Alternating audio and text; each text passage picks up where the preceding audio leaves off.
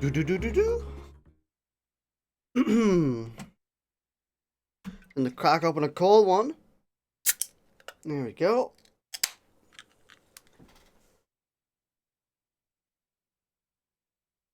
What's the news today, boys?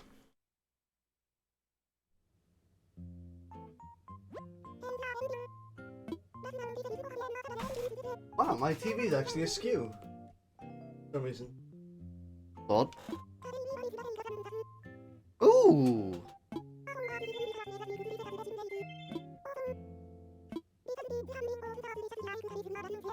Ah.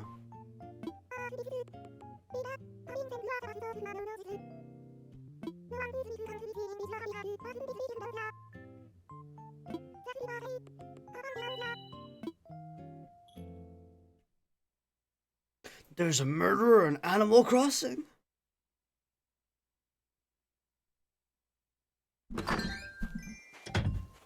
Oh. Happy Home Academy. Congratulations to celebrate the new addition to your home. Please accept the gift of some furniture. They say it takes hands to build a house, but only hearts can make it a home. You're a good heart, and you deserve to have a happy and spacious home. Hope this gift can have a place in it somewhere. Yeah, we got an attic now, I think.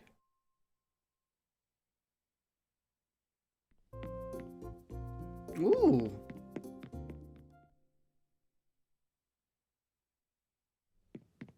Oh yeah. That's a spacious environment, dude.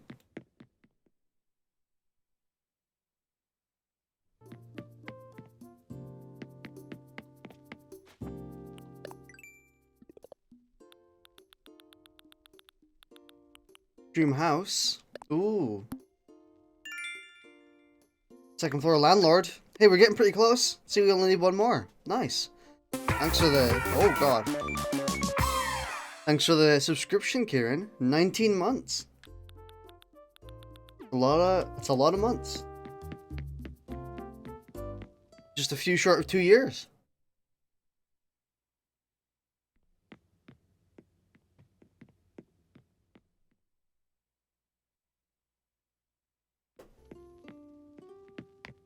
Well, let's take a look, let's have a look at these gifts then. Refrigerator, and it matches the collar.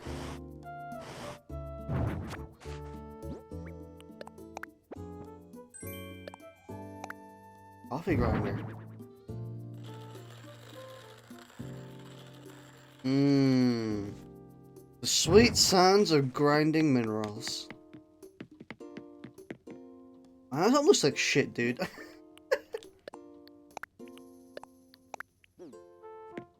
I have a massive house. When anyone actually comes into it, they're gonna be like, "Wow, this is what you do with all this space?" I'm like, yeah, this is what I do with all the space.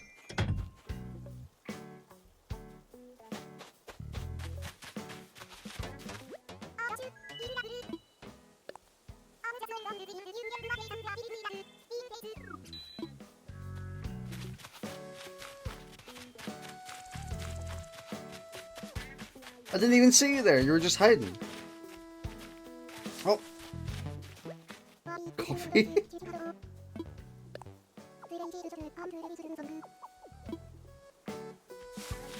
Hey, but looks like our fruit has sprouted.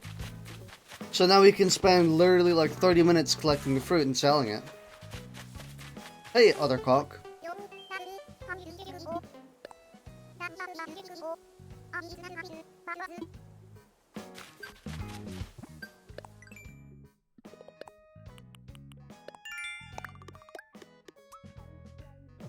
What is this, Earth Day? 2 flowers to craft a wreath.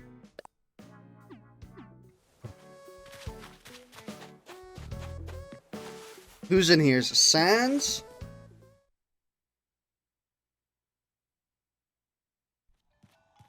Oh. It's a flamingo.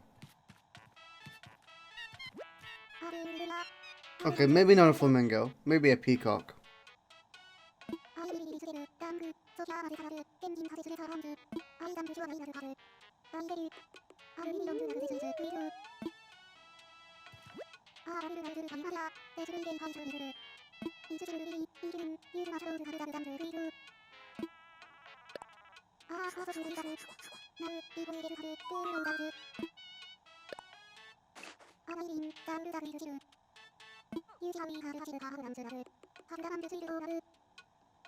By the name, they're French.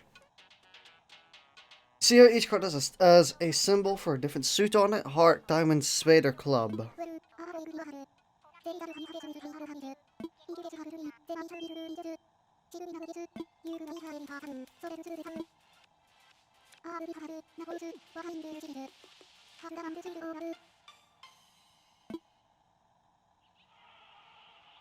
I wonder if there's a way to tell.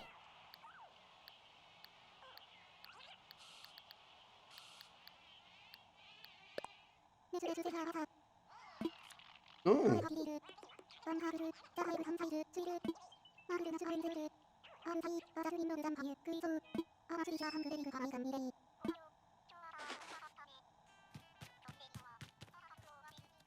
Just still holding the donut. Should be holding the, if they're French, they should be holding the croissant. Okay.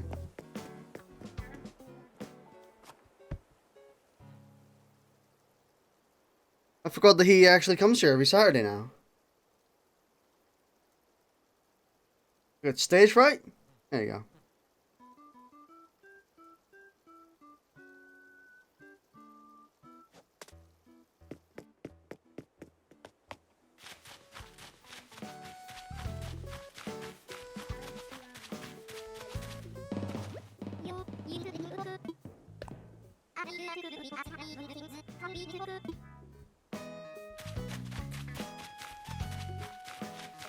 Let's go check this incredible price for our turnips. Which is totally not going to be like 60. Dude, it's my room cosplay. Look at this. All these empty bowls and fucking plates.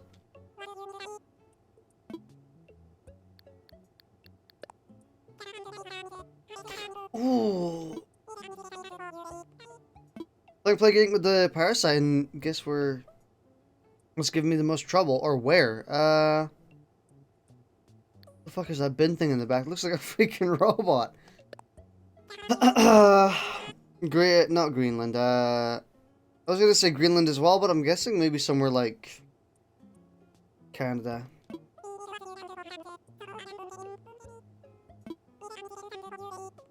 I didn't even. Oh my god! And every single time I never read it. Rocking chair, New Zealand.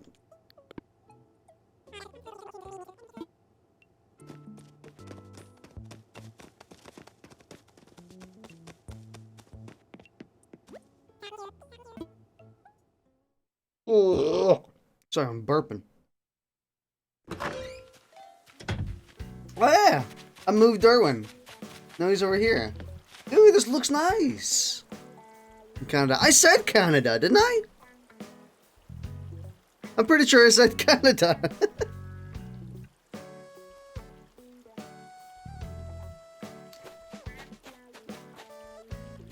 Nice. Gamer instincts right there. Dude, this actually looks really nice.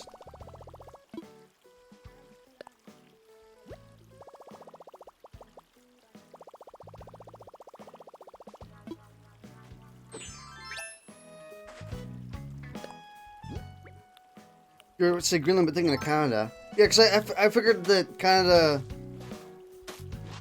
gave me such a problem. I was like, you know, that's it. It seems. I wish I could get this one zone. Canada gave me such a problem.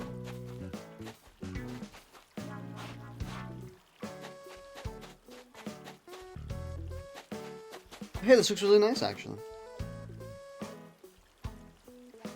I just wish I could fix this bit here. It would look so much better if I could fix that.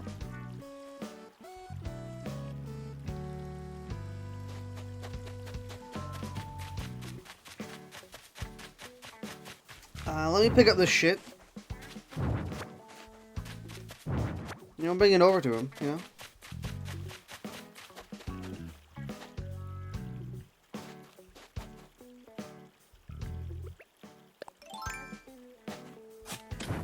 I don't think that nurse... Oh, was that nursery growing? I think that nursery was growing. Swinging bench isn't going to go here, right? Oh, nice!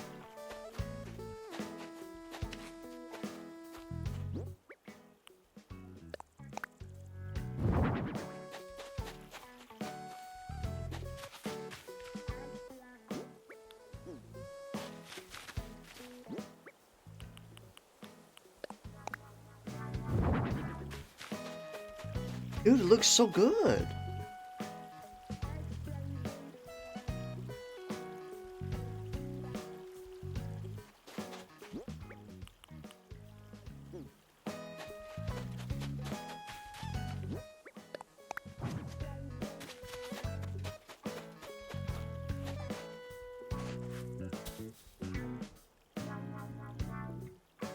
Oh, he's coming. He's coming. Oh, no, he's gone away.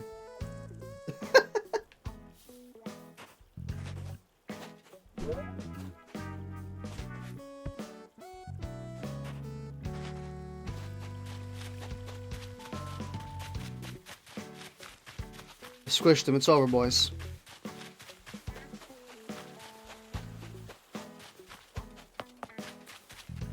Wait, this bridge should be up now. Oh, fuck yeah. Damn, dude, looks so nice. Man, I think it was just satisfying.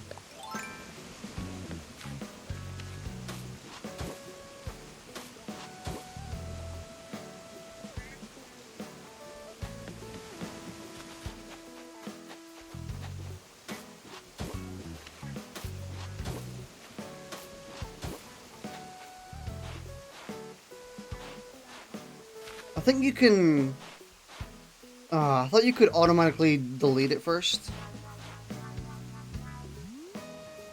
I thought you could delete it if you held the button.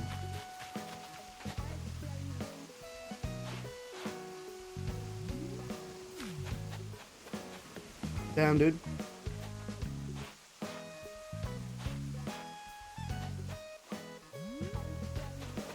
Would you look at that?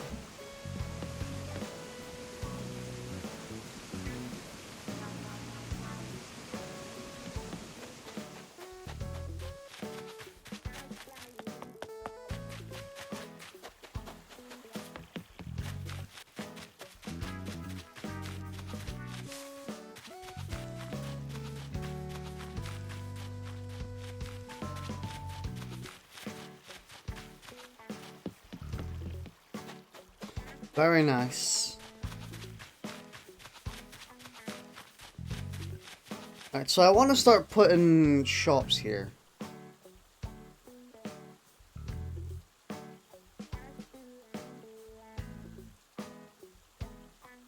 I'm thinking about where to put what.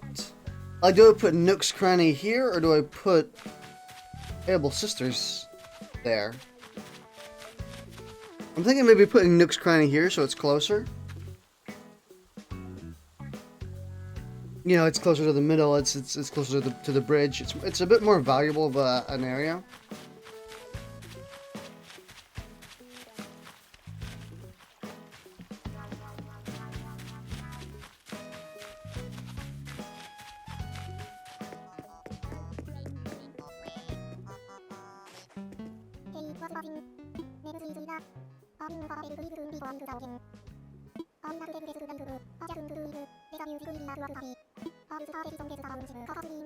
Ooh.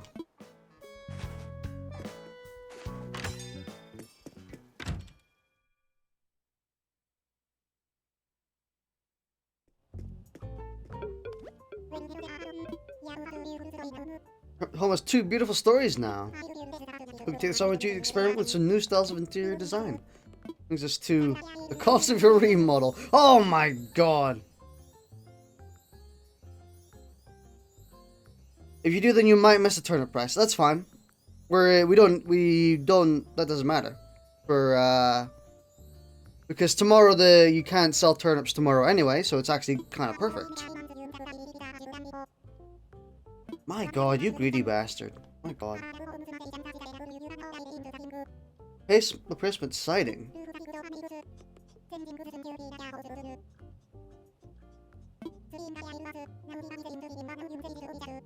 Hmm.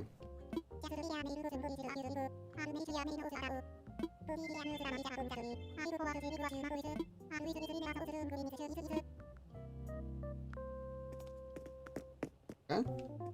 Do we have enough for that? I think we do. We've got like 2 million. No, we don't. We have like 1 million.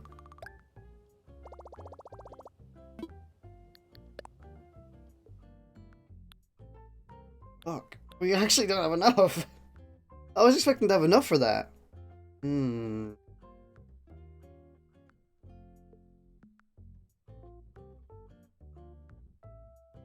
What is this? Paid slavery or student debt?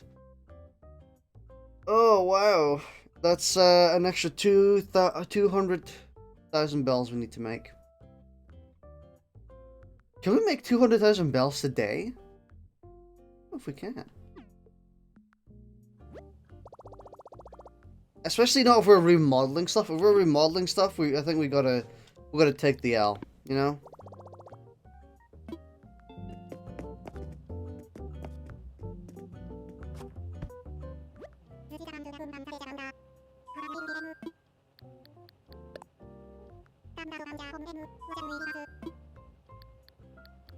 To customize. Let me have a look.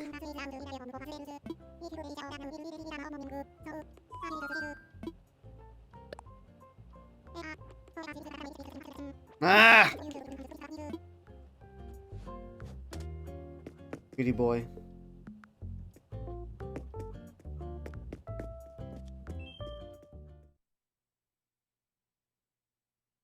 Damn, dude. Look at them feet! Look, no, I was just them feet. Look at them hands go!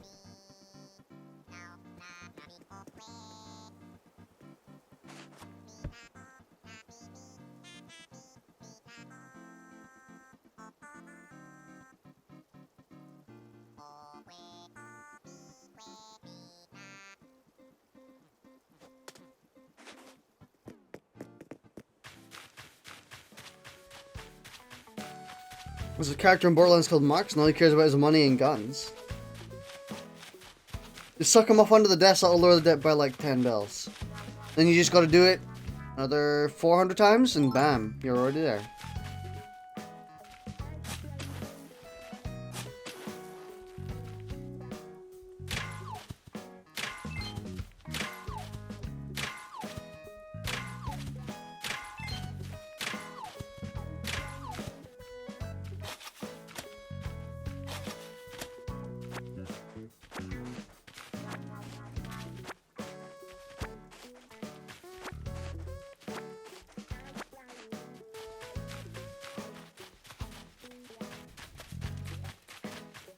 Let's get this rock.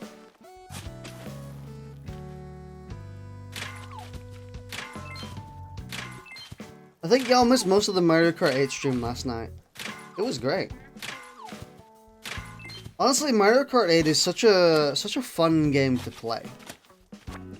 In the sense that it's got some great opportunities for banter. More so than most games, because in stuff like Risk of Rain, you have to concentrate on the game most of the time, because if you don't, you're going to get dunked, and you can die pretty much instantly. But because Mario Kart is such, short form,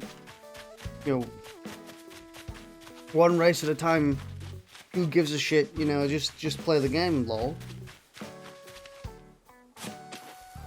It's so great for just talking. And then Dragon Ball FighterZ is, a fighting game. So most of the time we play that, we also have to concentrate quite a lot. I think it's the first game that me, Bippin, and Speedy have played that hasn't actually required concentrating. So it's just full of great banter. aka friendship ender. I mean, it's true. I mean, any game's a friendship ender when you're playing competitively and Speedy is involved, honestly.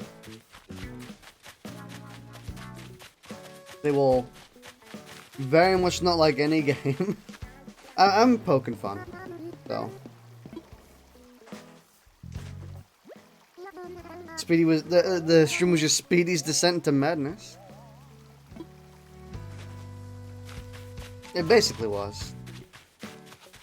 The rest of us were just kind of playing the game as usual and bantering, and they were struggling through hell and back.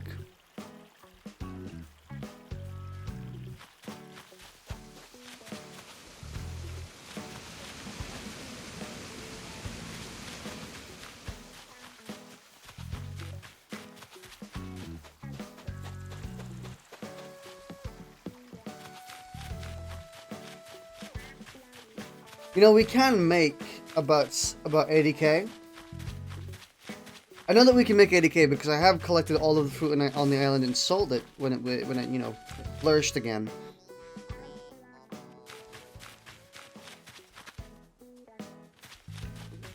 So it's possible we can get a decent chunk of the way there.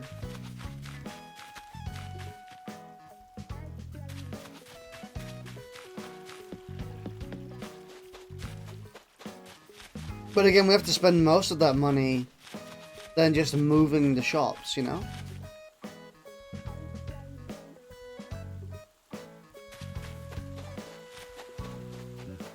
I would pay to have Speedy hit by a blue shell as he's about to win. Now that would be gamer. Oops, sorry, flowers.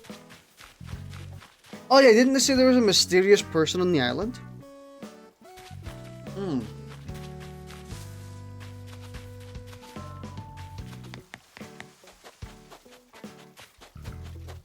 I haven't actually seen them. Oh, well.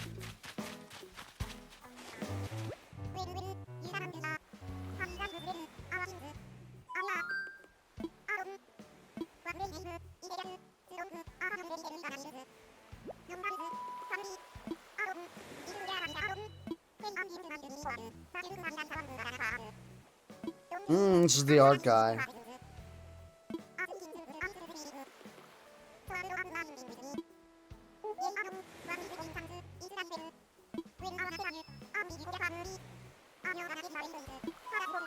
Holy shit!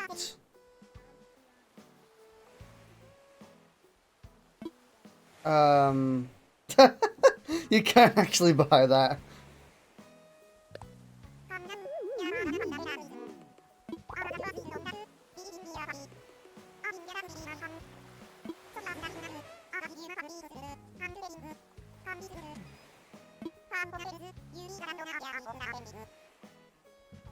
I don't even have that.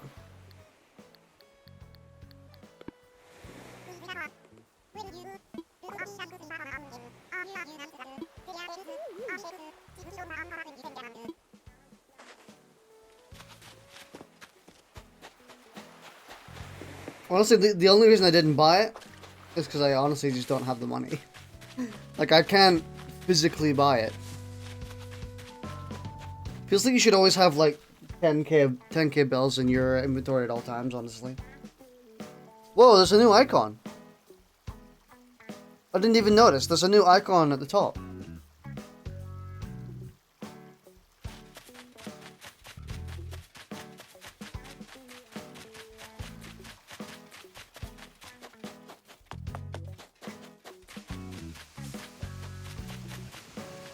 Ooh.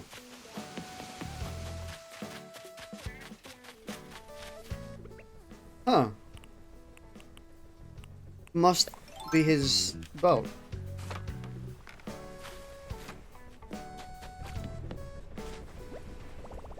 It's just kind of sketchy looking. I shouldn't board without asking.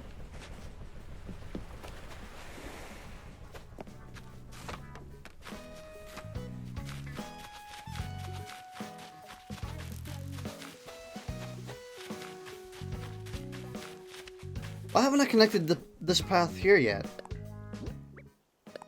Dumbass.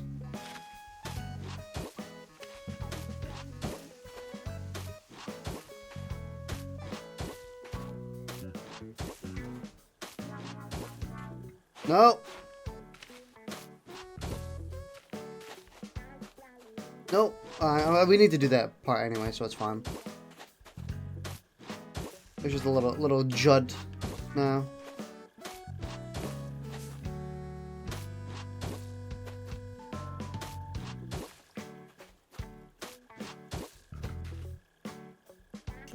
Flowers, excuse me. I would like you to eat. Get out of here, please. There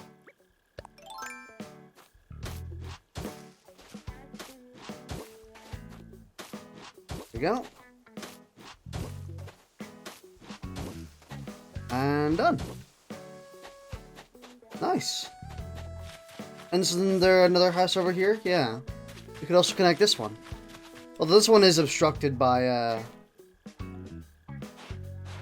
you know, trees.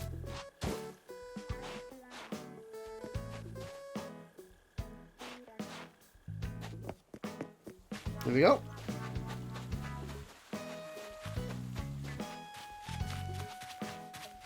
Yeah, I think we want to put the Nook's Cranny here. So we'll start working on getting rid of all these trees that I said I was going to get rid of.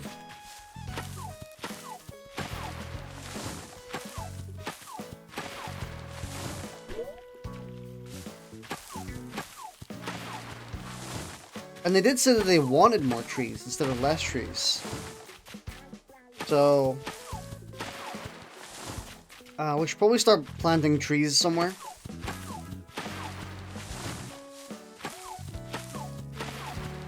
I'm just making mass renovations, you know?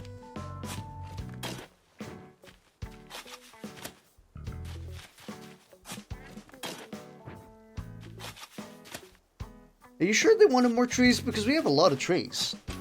Like, a lot of trees. Oh my god, my chin is so itchy. I don't know why.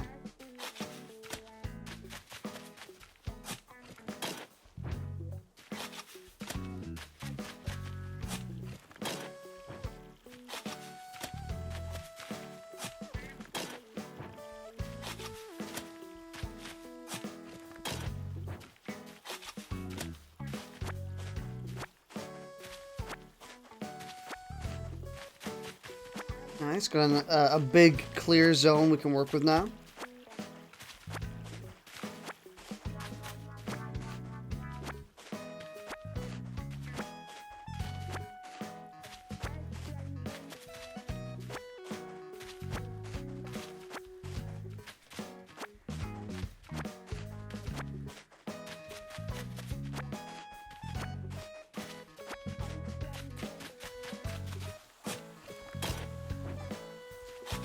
Cool.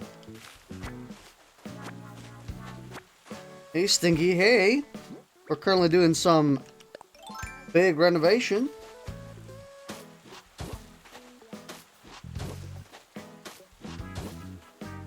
Oh. So, when did you see the credits? We saw the credits last stream, at the very start of the last stream. Like, I booted up the game, and the game was like, hey, here's the ending.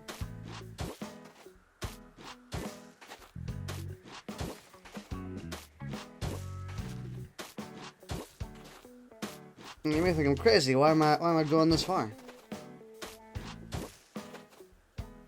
Well, you see, I'm gonna cover this entire area.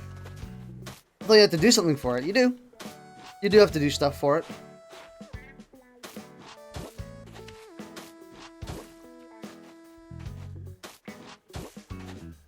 You have to get your island evaluation up.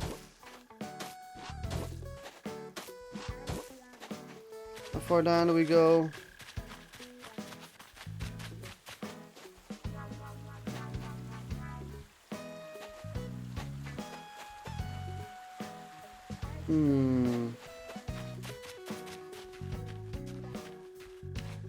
As you can see, I'm planning out this area so that we can, because I'm going to move Nook's Cranny here, and I'm going to move the Able Sisters here.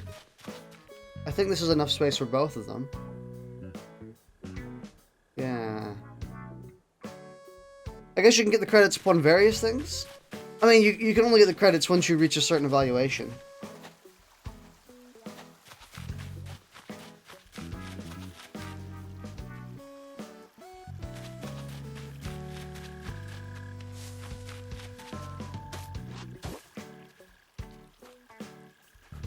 But it was linked to playtime.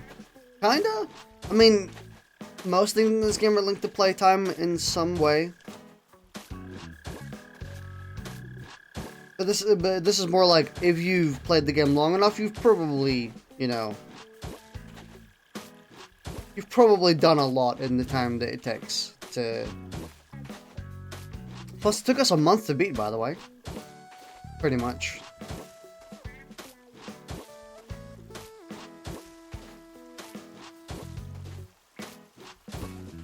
Okay, there we go, just about done. So this is the entire new, like, plaza zone we're gonna have. Put a bunch of stuff in here. And of course, priority 1 is getting Nook's Cranny here. And I always like to leave one space, behind things. So, you know, you can travel behind them. I mean, I did also just block this one off, but this one looks nice.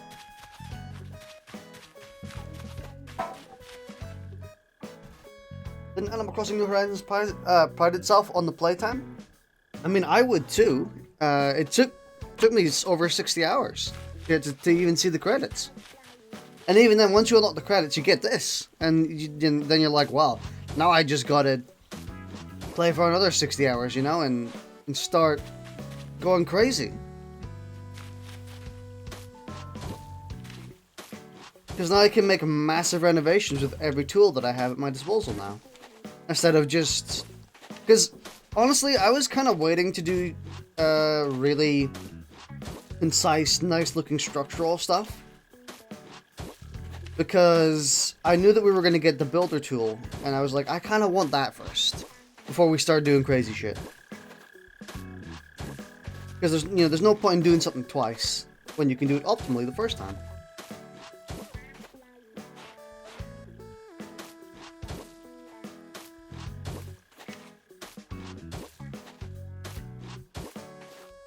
I do wish there was a mass, tiler. Maybe eventually the game allows you, allow you to do a 9 tile at once or something. I mean, it'd be possible to do that, honestly. Have the character do a 360. Put the thing on the ground and 360 around. And suddenly you cover 9 tiles. Easy.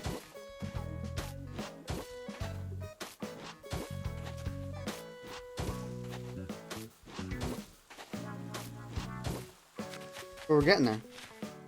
On my own island, if I had one, I'd probably do it so it looked like a town. I kind of wanted to do that as well. I want to make it a little bit more structural than it is right now, because currently I don't really like the place of the Able Sisters.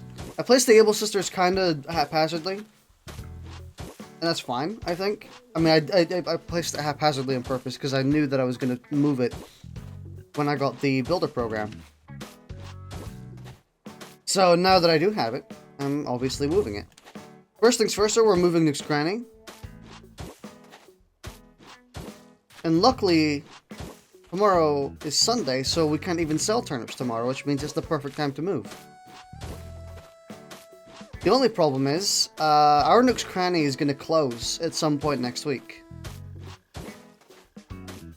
Because after you've played the game for 30 days, the Nook's Cranny upgrades. And it's closed for 1 or 2 days. Meaning you can't sell turnips, which is, kind of poopy butthole. Means I can't make mad bank.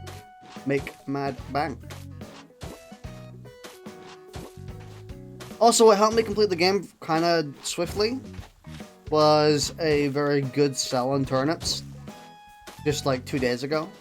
So then I just, steamrolled the game and bought a bunch of loan upgrades, moved a bunch of things. Just...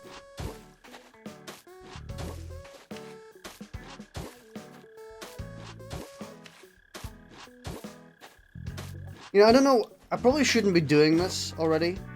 Because I might want to change the tiling. And if I have to change the tiling again, oh god, that's going to be horrible. Not that this isn't fun. It's just, you know... It's busy work.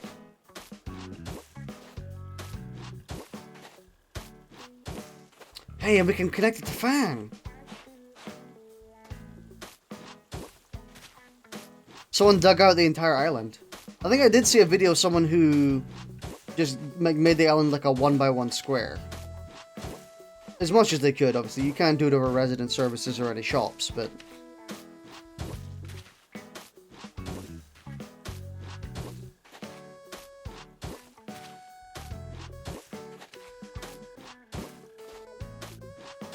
You know, how did Nintendo do the texture for the sound?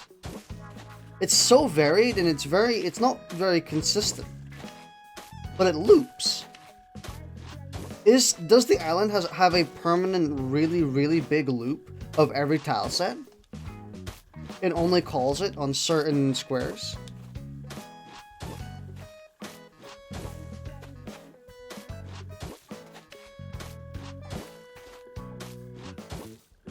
There we go.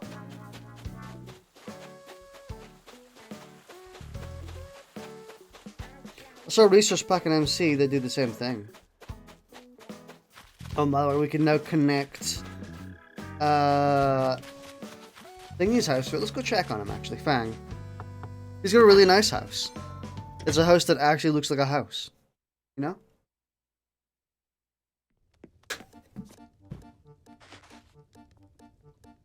Damn, his house looks good.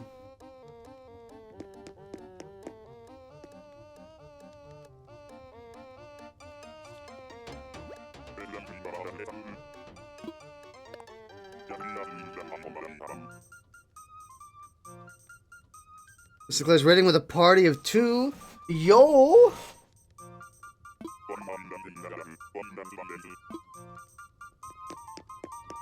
Why is my man Fang worried about the look of his place? He literally has a better looking house than anyone in this island. It's like those people who fucking... who are really good at something. And then, they're like, oh, no, it's so bad. And you're like, no, dude, it's not bad. And it's, oh, it's so bad. He's one of them peeps.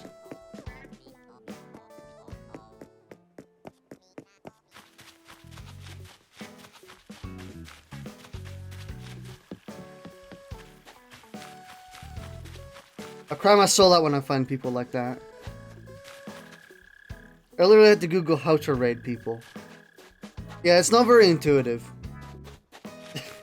You can auto-host, by the way. I'll actually add you to my auto-host list.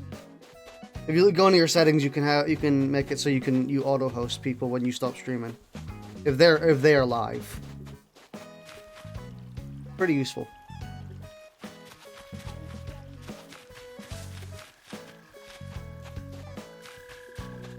Alright, next thing, let's go move Nook's Cranny.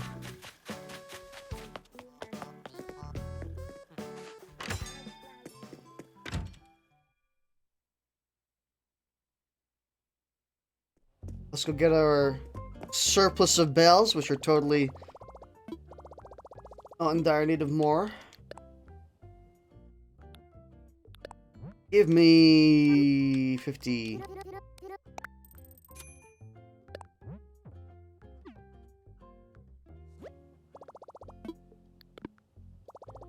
Sick. Yo, Nookie boy.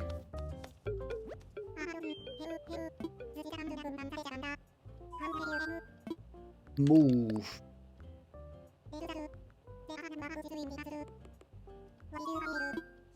I want layer changes.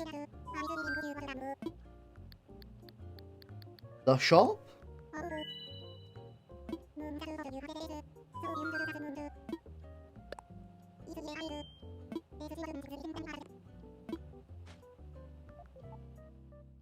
Oh yeah, I forgot you have to actually call them up.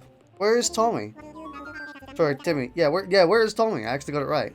even though you can't tell the difference at all.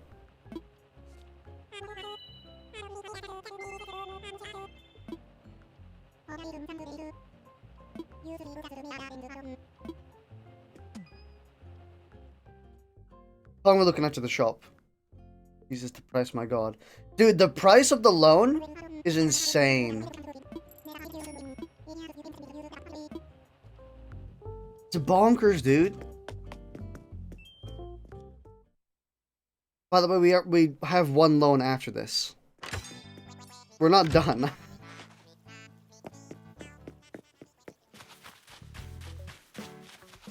At least there's no interest. Yeah, I wish Tom Nook had no interest, if you know what I mean.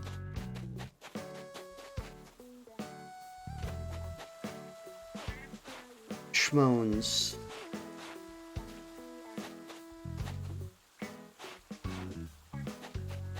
I'm doing that so I can tell the difference between the...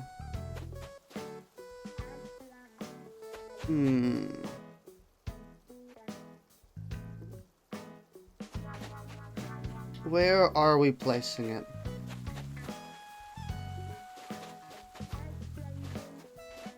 Yeah, I think we're placing it like here-ish? Question mark? Maybe a bit further to the right. Maybe a bit further up as well. There. Oh! That's annoying. I'm gonna have to put it over... I mean, if I have to put it over, I may as well do this.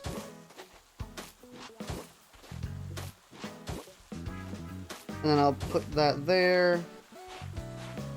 There. So now I can tell where it is. Just added you to my auto host, hope it brings a few more viewers.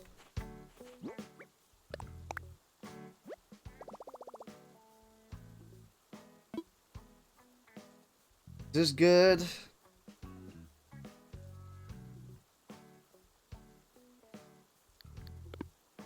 Dude, I'm being so finicky right now.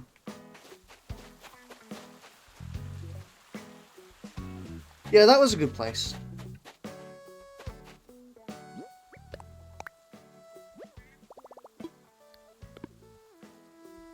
Bit further.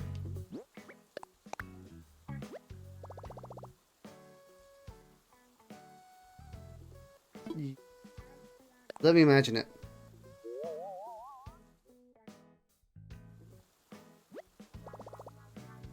My god, it deletes my things?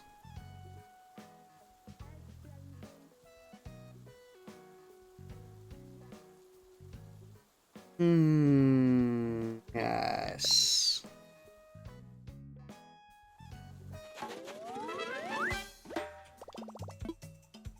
Do we have enough room for Able Sisters? Oh, we might not. We might have to make some more room. Which is fine.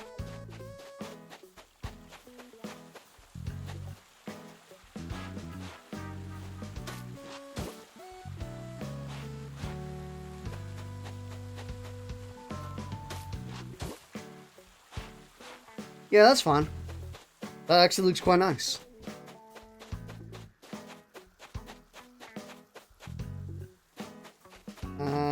And the TLDR is we might just have to make some more room for the Able Sisters. Let's curve this shit out. No, I should probably get that. These do contain recipes. And some of them contain, like, really important ones. It's gonna fall in the water. No.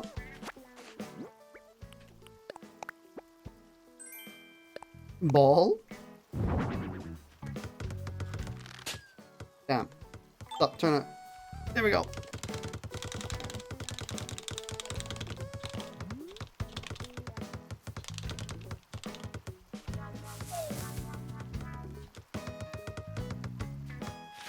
Hours of fun. I could do that for days, dude.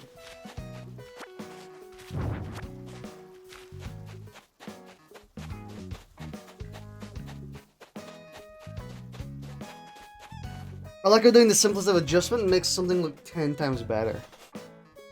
I think it's because it's block based. So if something's off by a block, it looks fucking dreadful.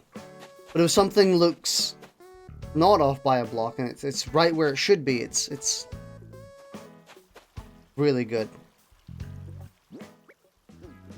And I think you're also referring to like this as well, whereby just whoosh, looks so nice.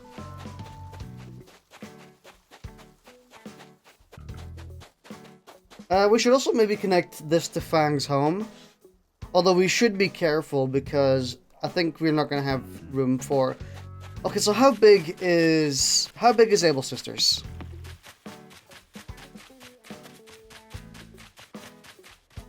Honestly, smaller than I thought it was. I think we have enough room. I'm gonna... 1, 2, 3, about 5 or 6 blocks. But it requires a little bit over that, so about 7 blocks. You know, there's usually like the area around it you have to accommodate for. So I think we have enough. Oh yeah, for sure. We have enough room. This actually might be perfect. This might be the perfect amount of space for it.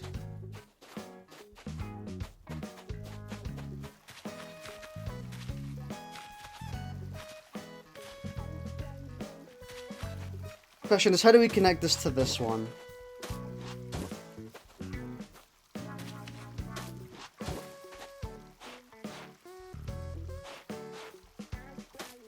Okay, give me this barrel.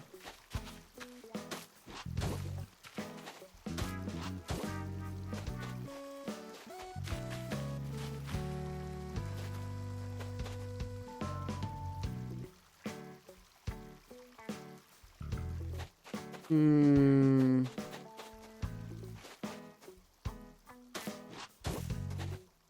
we do this?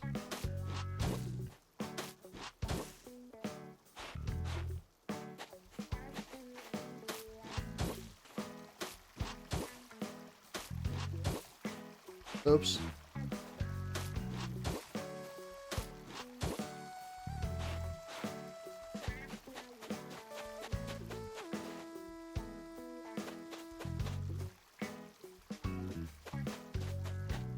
Yeah, that looks nice. Why don't sloped corners exist, goddamn? Sloped corners?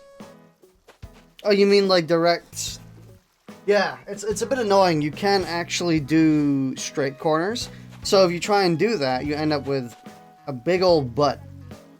Like this. And it doesn't look good at all. It looks horrible. I hate it. But there's nothing we can do. That's how it has to be. It sucks. Because I would totally put a sloped corner right here. You also can't do innies, you can only do outies, by the way. So if I wanted to put a corner here, you have to do that. You can't do innies.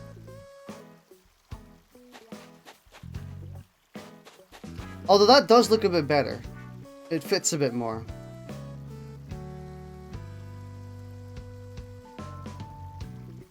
I don't know. I do wish sloped corners existed, so you could make, you know, side paths.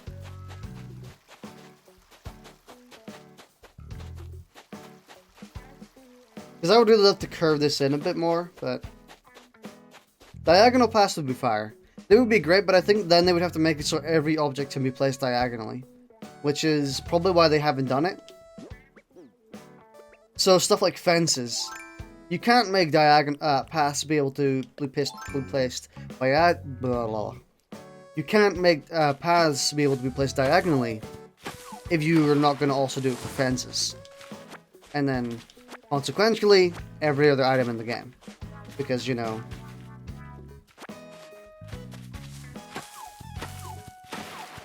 You know, it would be like placing a block diagonally in Minecraft. That shit doesn't work unless you do it for every single piece.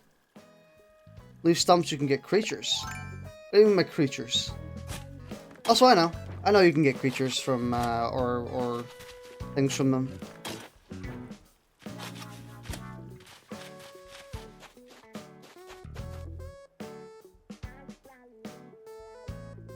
Dude, we can make this area like a forest, and then he can be like a wolf in the forest.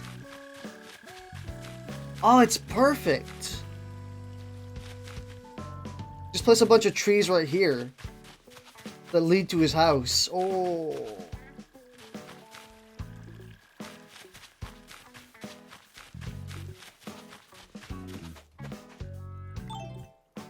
We're also going to put a path to him as well.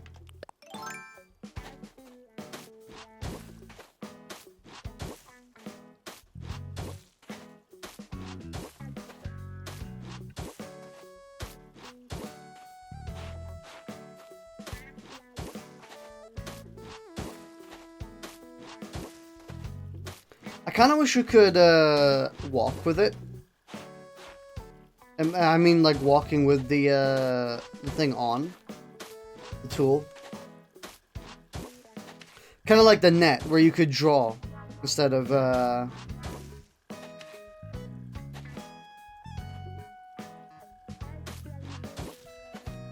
yeah, draw instead of doing single tiles. Oh, I forgot the houses are 3 tiles. Fucking damn it. This is why I just universally cover the entire house. Like this. This is why I do this. Because the houses are 3 tiles. Which is kind of vaguely annoying.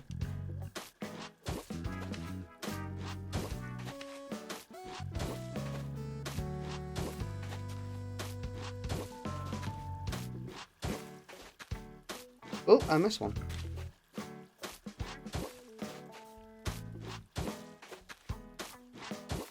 There we go. And done. Do we make it move a bit further? I think we do. Because we want it to stretch out across the Able Sisters, you know, like imply that there's a path. Maybe one more.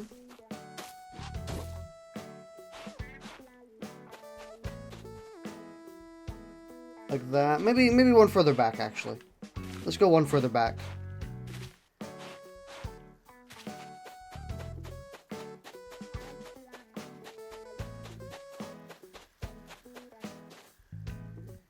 And for this, let's go this way.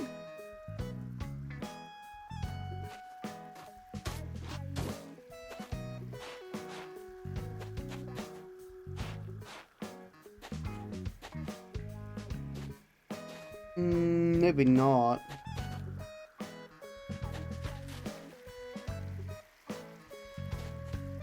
Yeah, let's just go the original way I was thinking. Oh, that actually looked pretty good. Creative tools are new and ambitious for the AC series, so I guess it makes sense why they're kind of limited.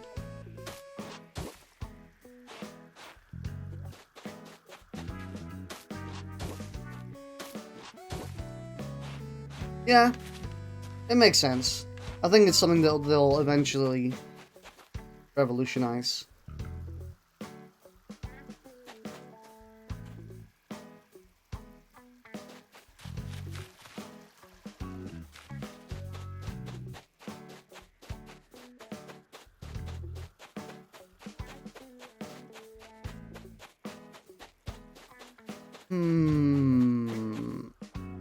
I mean, what I could do for this instead is I could have it so it's just this square.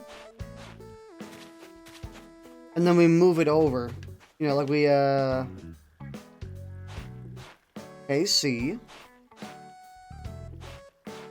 Can we do this? No. We do this, you know, so it kind of curves in.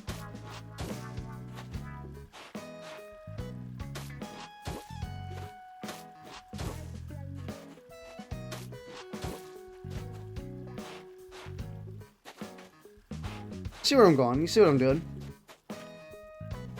Big fish? You're right, it's a big fish. We should catch it.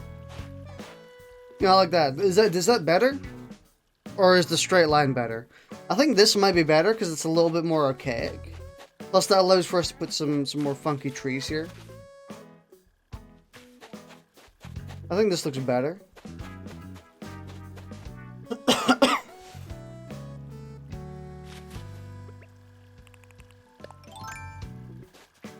Oop. Like they do the right angle on the path.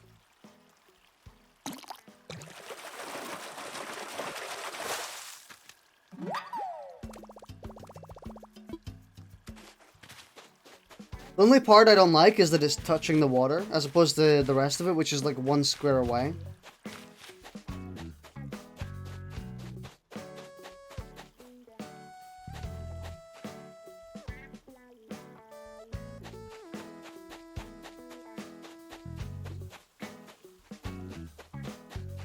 That is the straight to the right.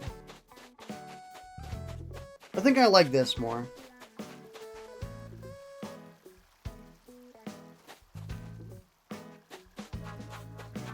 We could also do the turn a bit lower down.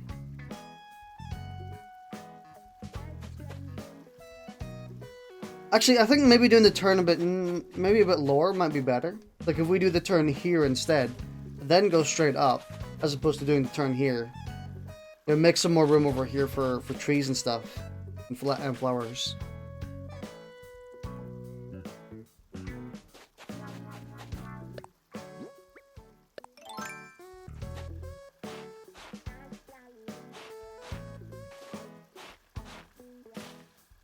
Oh my god. Do a caterpillar style road, just shit like that, all the way. So for example, if we do it here instead,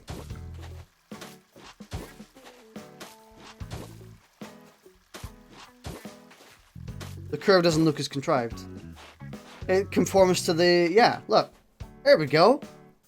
It conforms to the cliff. Best of both worlds.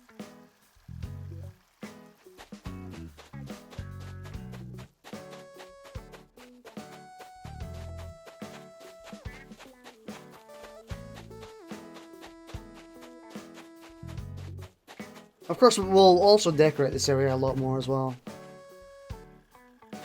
Also. There we go.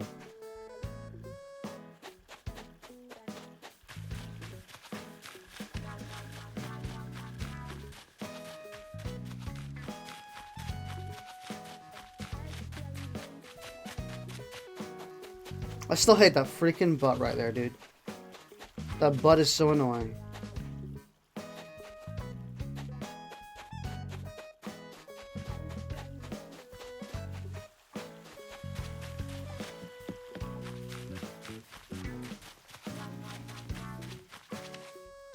I think we're also gonna get rid of you. I know, it's sad.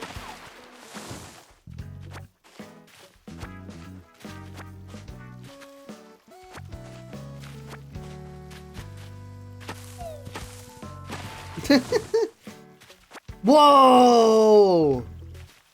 Egg with no event!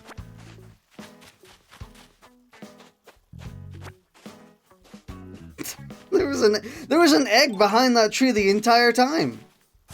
Secret egg, dude.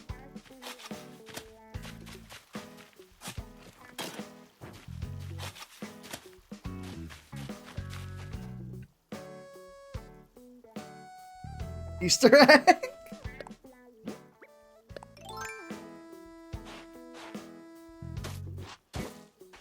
Fuck egg. All my homies hate egg. I hate egg.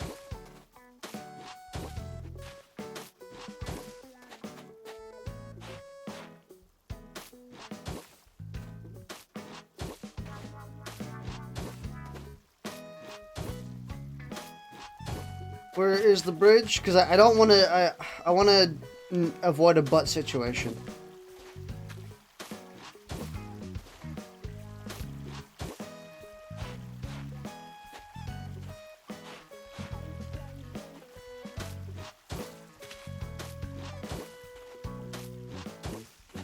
Like we kind of just have to accept something like that, or something like this.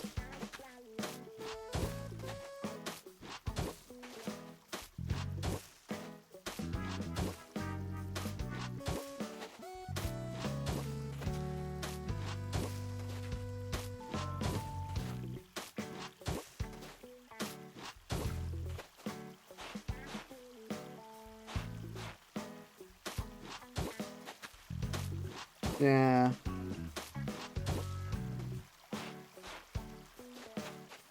Wait, hang on. Does that work?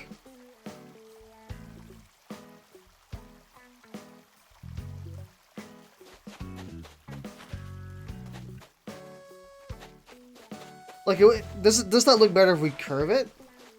Maybe. So, if we curve it or if we don't curve it, because if we don't curve it, it implies that the path still continues. It's like an arrow.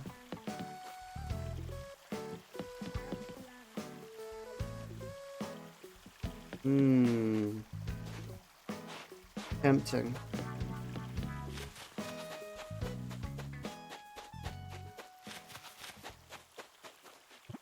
So look at the map. Yeah, fuck you, Axel. Fuck you, Plucky. Fuck you, Bofina. Brofina. Also, whoever the hell that is on the top X. Yeah. We've got everyone connected except like a short handful. Dude, look at that though. Every house from the top left to the bottom right are basically connected, except from Tex. Quite nice.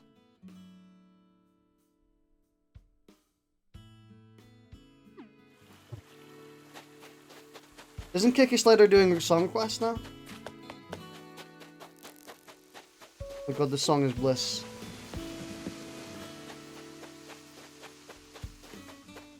Whoa! No curve.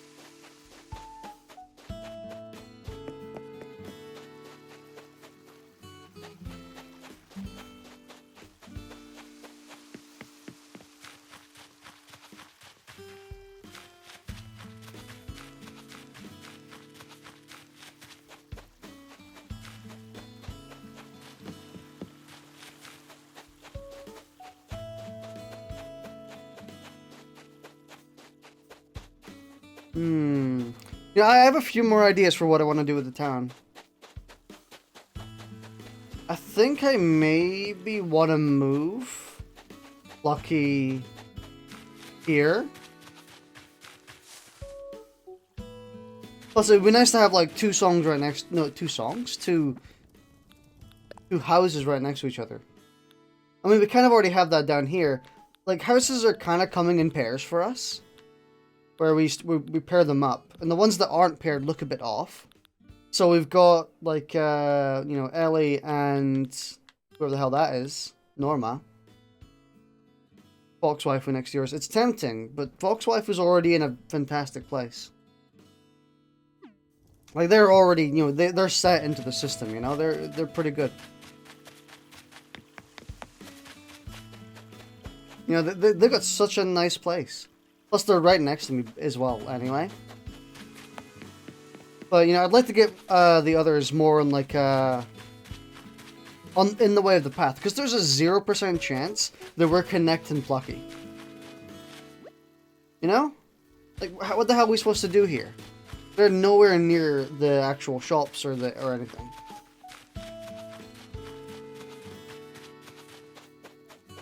But if they were next to us, we could connect our path to theirs. And we could do a similar thing with Axel as well, because Axel's fairly close to... We could place him where Nook's Cranny is right now. Probably.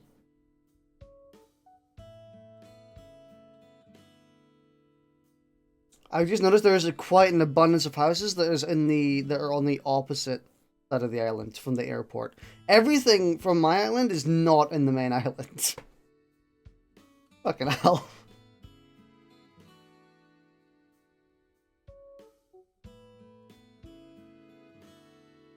And then Bofina, I don't know. I don't know what to do with her. Actually, what we could do is we could move Bofina slightly lower. Or Plucky slightly higher.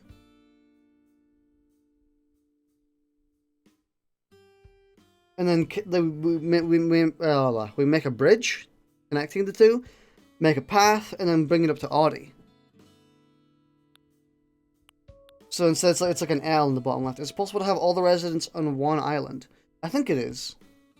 You'd be quite restricted in terms of space, but I'm pretty sure you can have them all on one side. Like, you can place them literally right next to each other if you wanted to. If you've got a long enough patch of land, I'm sure you could literally just line them out. There's no real restrictions for how you place them. It's kind of entirely up to you. I'm just trying to work with what we naturally pulled as well, instead of like directly editing them such that they're in perfect positions. They're kind of like the system we have going on. It looks a lot more natural, like the houses were built there than the stuff. It was 3D, I can find us over 200, kill me. So there was a set amount of residents you could have on one island. Oh, I thought you meant like on one side of the island. Nah, you can't have all the villagers. You can only have 10 villagers per island. So what we have right now is the max, even though there's a space missing. That's because I don't count. You know, it's like 1, 2, 3, 4, 5, 6, 7, 8, 9, 10, 11. So I don't count. So there's a little bit of a discrepancy right there, which is fucking annoying, but oh well. I think that space down there is for if you have another villager, like another friend on the same Switch.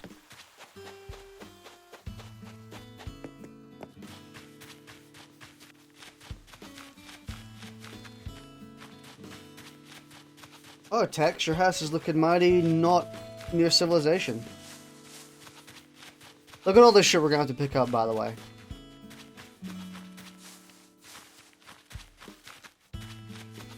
My god. I'm delaying doing that. Even though we need money. We kind of need money, so maybe.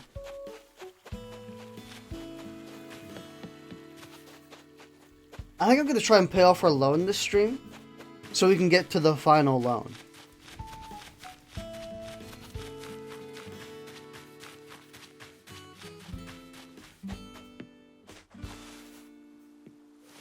You know, the sequel to loan, you know?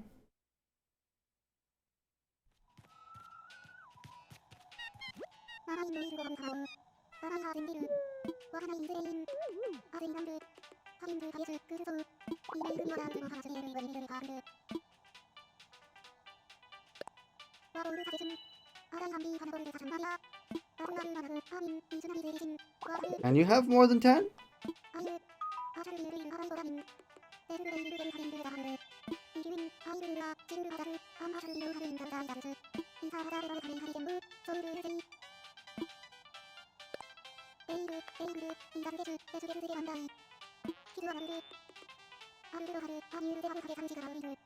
What's this game?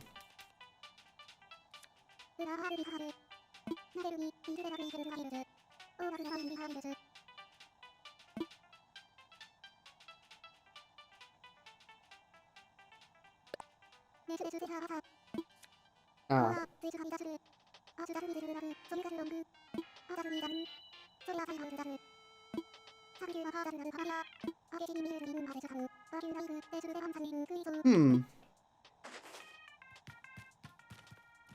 So I guess you could maybe have more than one. Oh, sorry, more than one. I like to fucking hope so. I guess you can have more than 10. But I'd imagine you can't get all of them.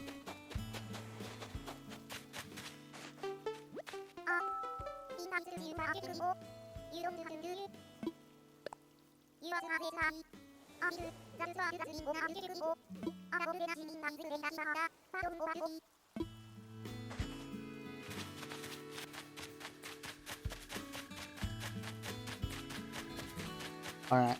It's about time we picked up all the fruit.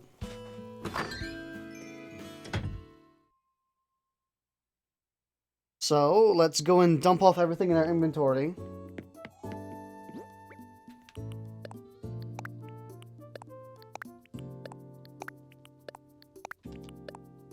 Get it all out of here. Oh god, we picked up a fucking tulip. Damn it.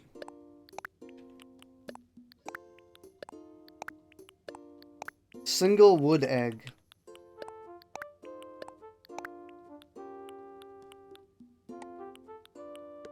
Nice. Okay, so let's grab all the fruit from our storage.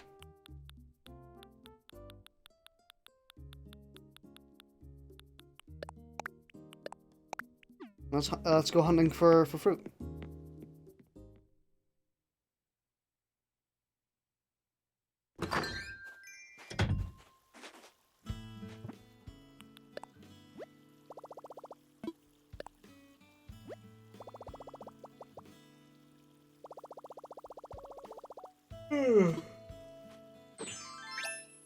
Nice. Alright, let's bring out our net and get to work. This is gonna take like 20 minutes, by the way.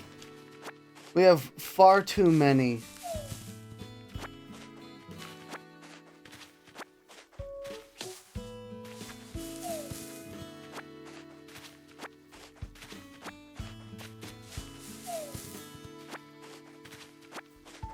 I have to do this like 4 times off stream. Because I didn't stream the game for like a week and a half or so. I don't think trees are a type of bug wad. Hey, it's if wasps appear. I'm thinking 3 steps ahead. If wasps fall out of the tree, then, you know, I have time to hit them.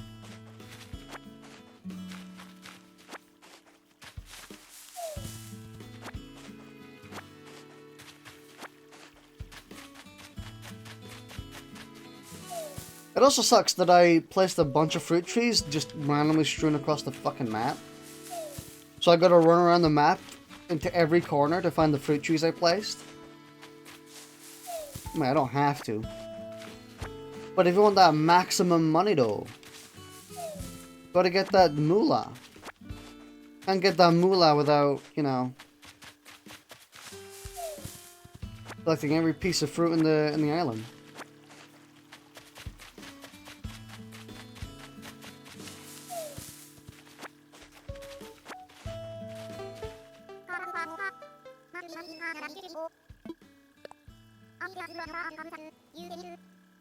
Yeah.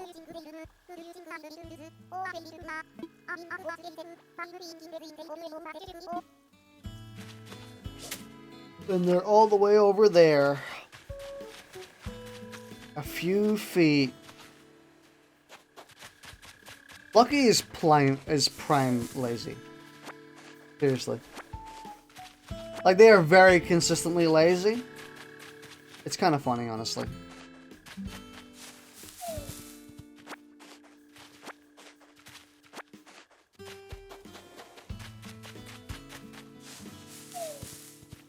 Dude, I was so hoping they were gonna get donked. That a fruit was gonna fall down and hit them in the head.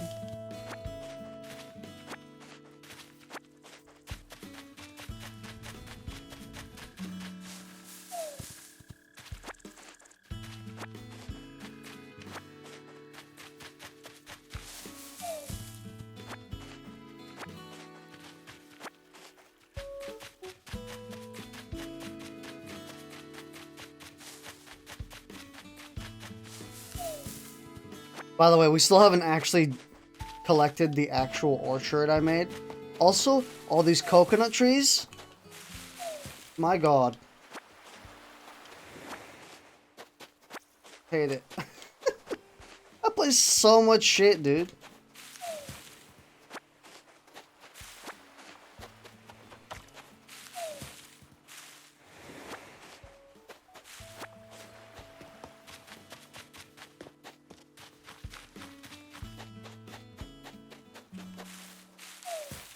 You know, these moments are pretty much the perfect time to tell stories. Or just to talk in general. Because there's not much going on, and I don't really need to concentrate. I just need to, you know, walk around and press the Y button. Voila, we've made 70k bells, you know? But there was a story I thought about, like, a week ago that I really wanted to tell, but I wasn't doing Animal Crossing streams. So, you know, I didn't really have any reason to tell them. Every game we were playing was, like, high maintenance. In the sense that we just didn't have the time to talk because we were either already talking about the game in terms of strategy or thinking, or the games just weren't suited to telling stories. Stuff like Risk of Rain and Receiver. But back in high school / academy, this was about 5 years ago, 6 years ago. It doesn't feel like a long time, but it's a long time ago. But there used to be this consistent bully I had all the way from primary school. It's like one of them movie arcs, where you have a bully from the start of your life all the way to your adulthood. But yeah, I had a bully all the way through primary school, and they were still a bully when I got into academy. And they were this big fat fucking ginger kid. Obviously I won't say their name, but they were huge. They were like they had like a posse of people. They were like the pivotal bully, If you think of like a high school ugly bully, you've probably seen them,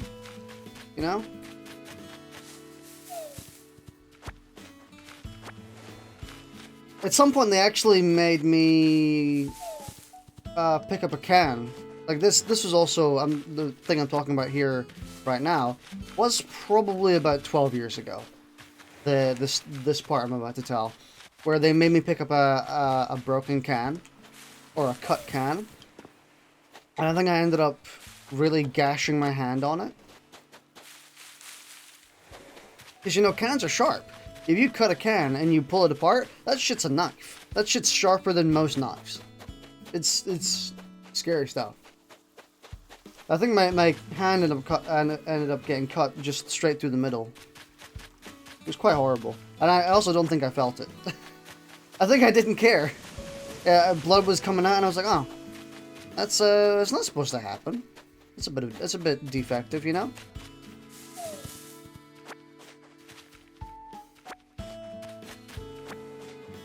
And generally they did stuff like that, name calling and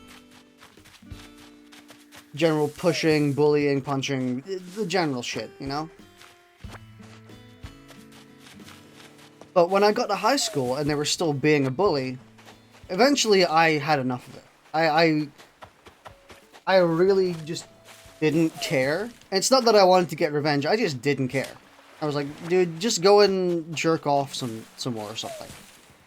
Go and use your masturbating crystals with your friends or some shit. So he started bullying me again when we were walking down the halls of the school. And I was about 15, 16 years old at the time, I think. Maybe about 15. And after like 10 years of him bullying me, I just fucking snapped and I said, fuck it. So I got really angry all of a sudden when he started trying to like push me and name call me. I rapidly turned around, went freaking angry as hell. Like I went from 0 to 100 pretty much instantly. And I slammed him. I legitimately grabbed him and then threw him against the door. Like, one of the usual high school hall doors, the double doors that open. I just threw him. I slammed him really hard against it. And I didn't know at the time. Also, he fucking legged it. He shit his pants practically. He and his little posse. I legit fucking destroyed him. But I later found out, just a few days later, that doing so actually broke his nose. He actually broke his nose from it, where he smashed into the door, and his nose went poof, and smashed to the side. And apparently he was bleeding everywhere. It was a pretty great moment. I think what made it even greater, what made it incredible actually, I didn't get in trouble. Like, the teachers found out, and they were like, Cotton deserves it. Deserved it, the little bastard. I was so validated. They were like, hey, you know you broke... The teachers come up to me and say, hey, you know you broke his nose. And I was like, I broke his nose? And they're like, good job! Nice! Spanked him a bit. Got some of that nice revenge, you know? And after that, he literally just never spoke to me again. Every time he saw me in the freaking hall, he, like, tried so hard to avoid me. Probably because he thought, oh shit, if he fucking punches me again, they're not gonna do anything. He can do what he wants. It was great. Did I pick up? I picked up fucking flowers. God damn it.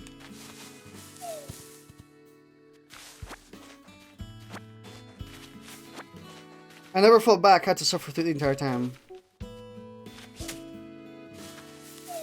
For the most part, I never fought back either.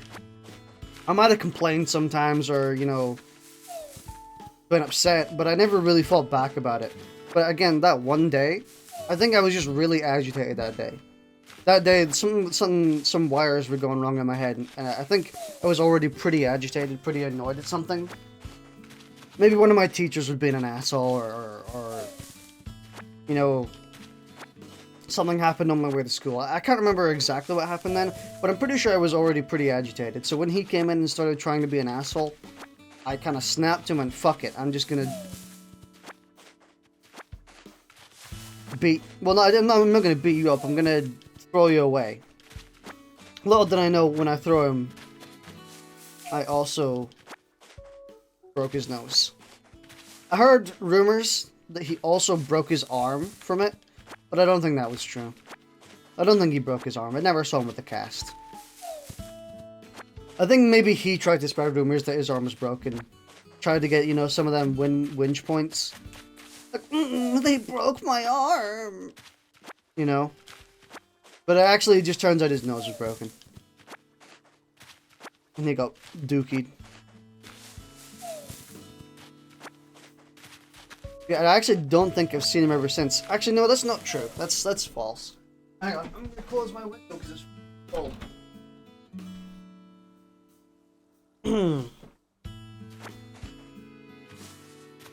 But yeah, that's not true. I did actually see him again.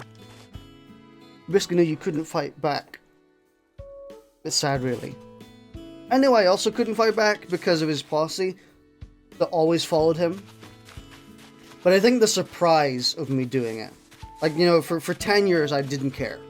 I took it, tough love, you know, I just took it like a champ for 10 years. And suddenly out of the blue I went freaking ham, and I guess I just didn't know what to do. They themselves probably freaked out about it. They're like, oh shit. And then they were probably hoping on the school law system, not law system, but the school, you know, punishment system to reprimand me. And it never happened, and because it never happened, they were like, fuck. I can't do anything now.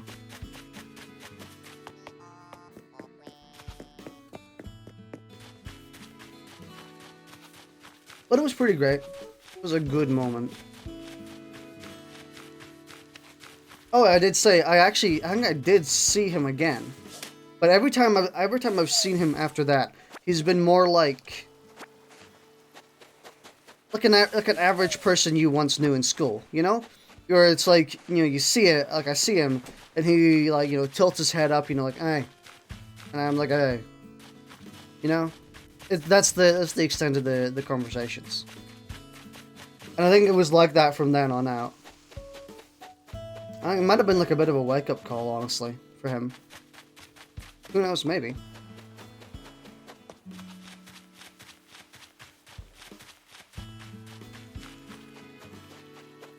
Maybe, I don't know, maybe I was the last person he was bullying. And then, like, because I fought back, he was just like, fuck. Damn, I can't do that. He could also just grown up with age, you know. Shit happens.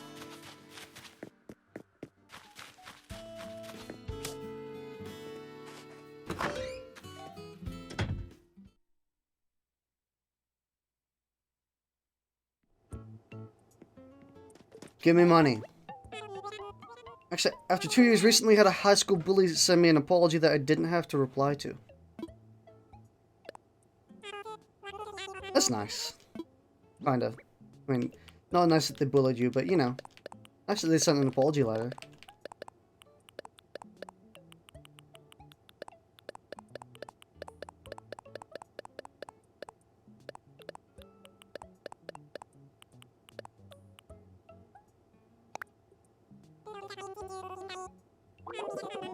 $72K.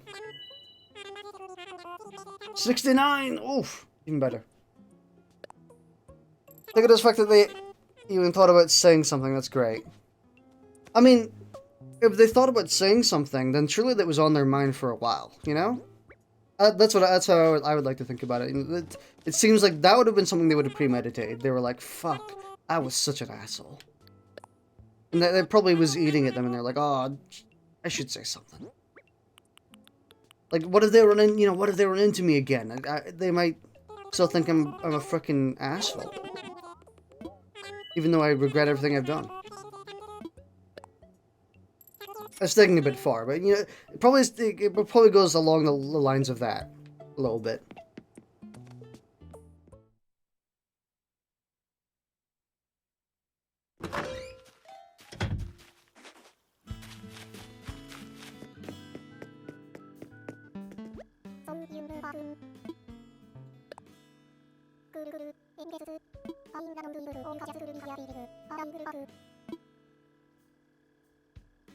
Give me that one song.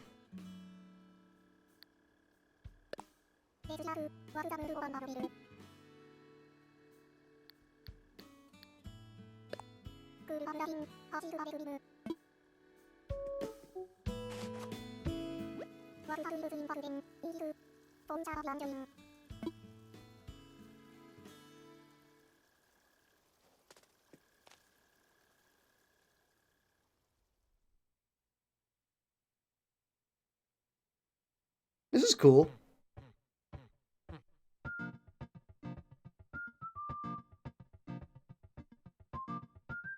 Yeah, so you get to watch the credits again.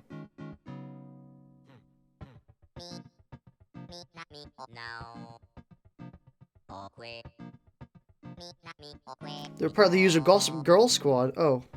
Oh, right. Bullies of the sort. So have been the only one to say. They have been the only one to say sorry. So, but it's nice to know at least one changed. I think most of them will have changed. I like to imagine most bullies grow out of it. Those that don't end up just being grumpy. I think you either go one way or the other, for the most part. Where, in terms of, you either double down or you dial it back, you know?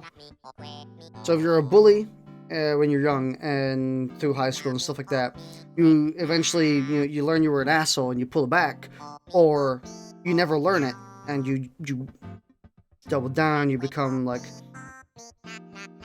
scum, effectively. You become an asshole, a douchebag, someone no one really wants to be around.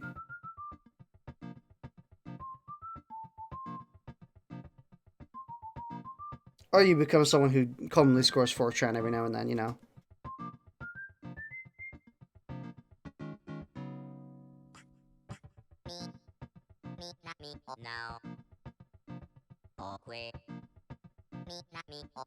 Hey, look at them shooting stars.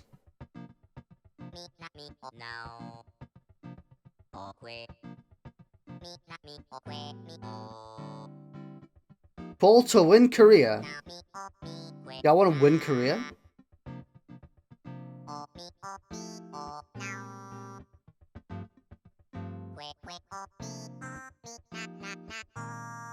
I can imagine they get hit with the reality of society and it's kind of soothing, but I've learned to just mellow myself from it.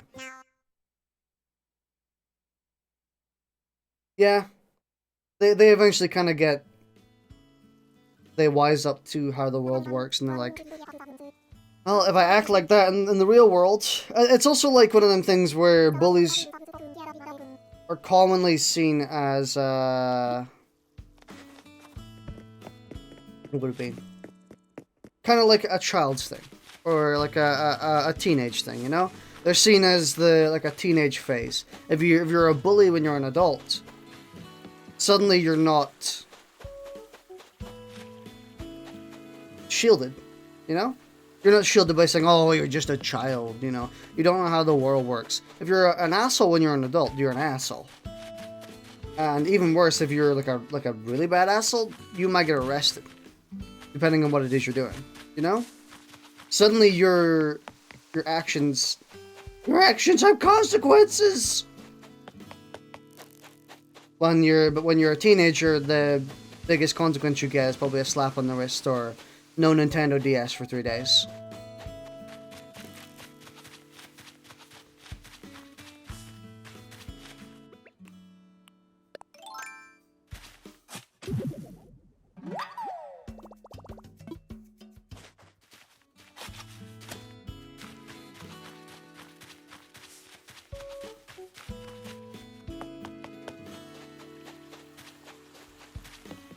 Are you one of those, I'm saying this in general, like talking to you as in like a general group, but like are you the type of person who never really had any super duper interesting, like, you know, let me reiterate.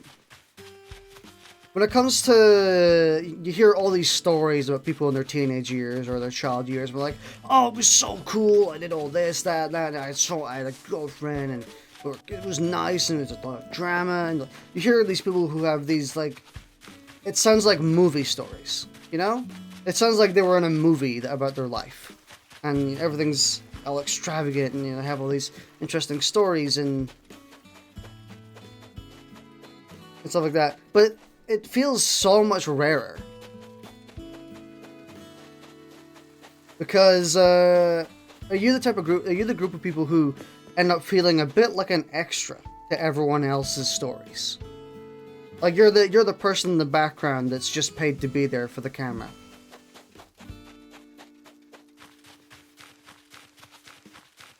Because that's how I felt with most of my life. Where I've tried to butt myself. Well, what am I doing, by the way, in the game? What do I have to do? Oh, buy his painting. But for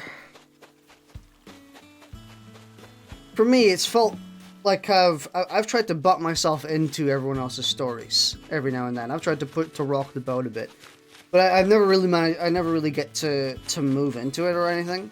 I kind of just rock the boat a bit, and then nothing happens, and you know, you continue moving on as the extra in the background.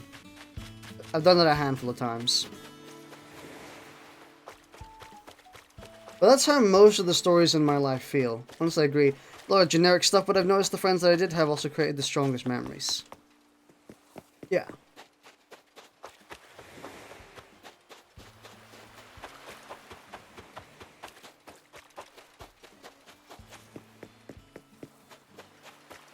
It's weird, because it's always felt like a barrier, as well. Like, you always kind of feel a bit like an extra the entire time. And breaking away from that is very difficult. You pretty much have to be the center of a massive friend group. You know, a friend group that's doing all these crazy things, you know, like, we're gonna go out and party! We're gonna...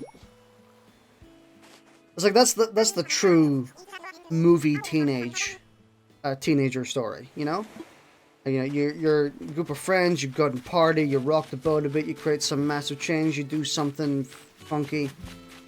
But, like, 99% of people are kind of just the extras. I do think it's a big majority, because not everyone's having these crazy stories.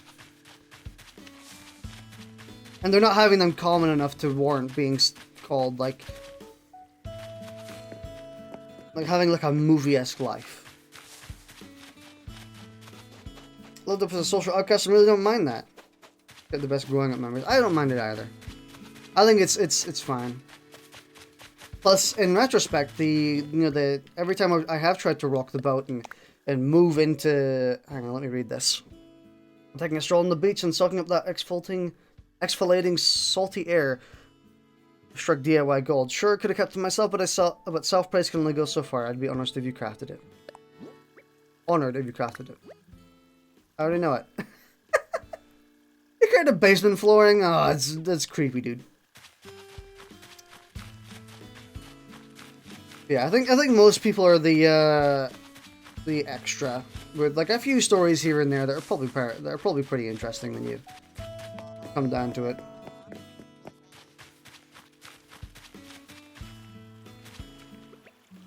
You know what's actually kind of... This is about the game, by the way. You know what's kind of cool? The game gives you a radio at the start, you know? And it's like, hey, just turn on the radio, have some fun. And you hear a bunch of KK Slider's songs on the radio. And I think it's got a certain awe to it that they probably intended. Where now, when you come over here... Like, he's actually singing those songs right there that you heard on the radio at the very start, you know? I think that's really cool. It kind of puts him, you know, the game puts him on a pedestal as this, like, really great singer. And, like, you should be listening to his music and stuff, and then you just have the radio on the background listening to his songs, and then when he comes here, you're like, yeah, that's him. That's the dude on the radio.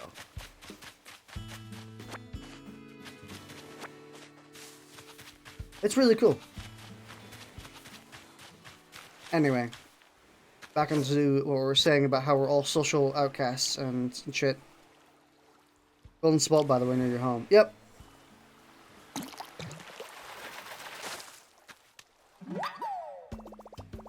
Did I actually buy his painting? I completely blanked. I did. Okay.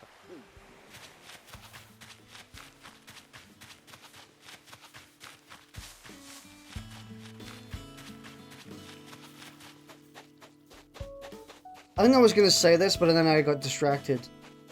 But, the times that I did try to rock the boat and kind of push myself into some interesting stories, obviously not for the story department, I was actually doing it to do the thing I wanted to do, but one of those was a girl I really, really liked, and... You know, we were not good friends, but we were decent enough friends, and we knew each other for quite a while, since primary school, I think. And I eventually, tried to ask them. I was like, "Hey, you want to go on a date or something?" I was also about 15, 16 here as well, by the way. It's still around the same time. And they said no. They were like, "Nah, I'm not interested," you know. And that was about the extent of the conversation. But then, a few years later, or like a year later, I inevitably found out that they had a child.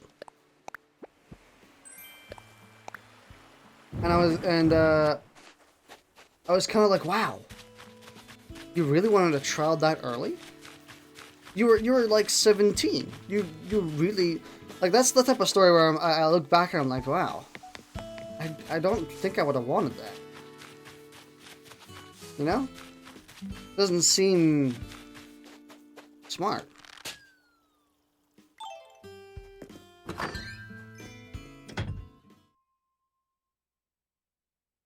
Like, they seem to have grew up a hell of a lot faster than everyone else, to me. But then, like, a lot of people started doing that, you know? Where there's a lot of pregnancies at, 15, 16, 17, 18. Like, oh, I'm already a parent.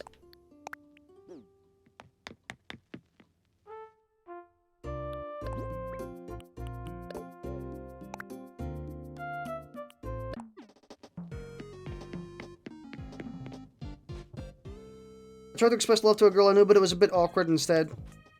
But it was fine inevitably. I don't think me and her really talked again after I asked her out, but I don't think it was because I asked her out. I think it was just we never actually met again, really. Let's see. I don't think I want this. I'm gonna sell a bunch of stuff to see if we can get to the...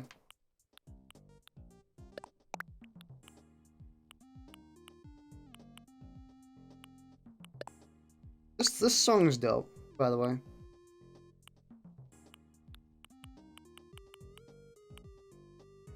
I don't think I've asked many girls out, actually. Like, in person. Maybe a handful?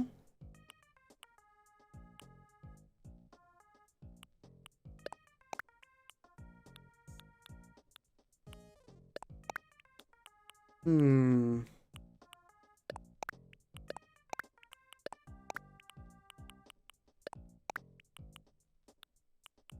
I'm trying to think of the times I've done it, but I don't think I've ever... I think I've only done it like once or twice. I didn't ask this girl, I just kind of wanted to advance a little bit. Other than that, I've never really been a romantic type. I kind of... Jeez, I thought there was something else. I also kind of moved out of that a bit.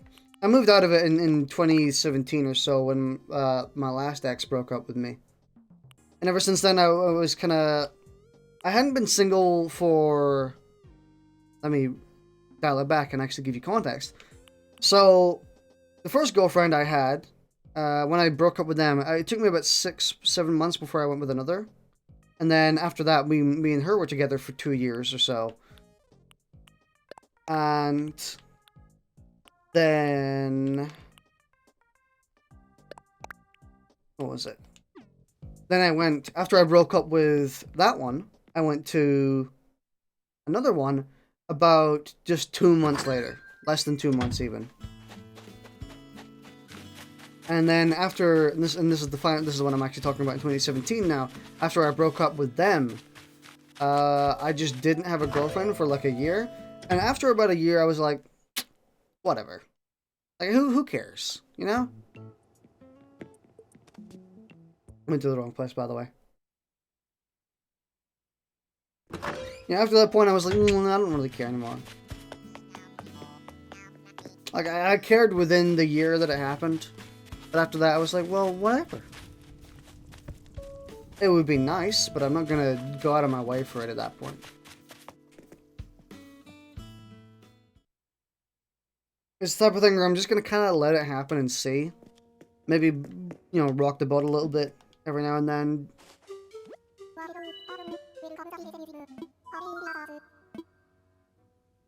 Found a piece of art.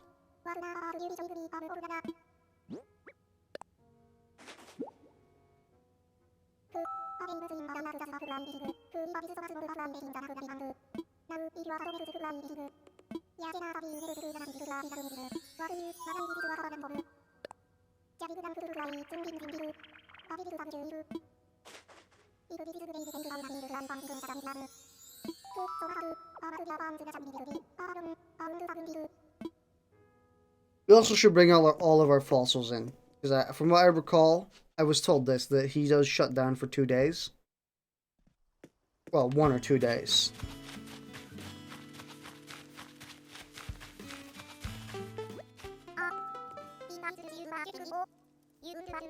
Plucky's going fucking crazy. She says it literally almost every time.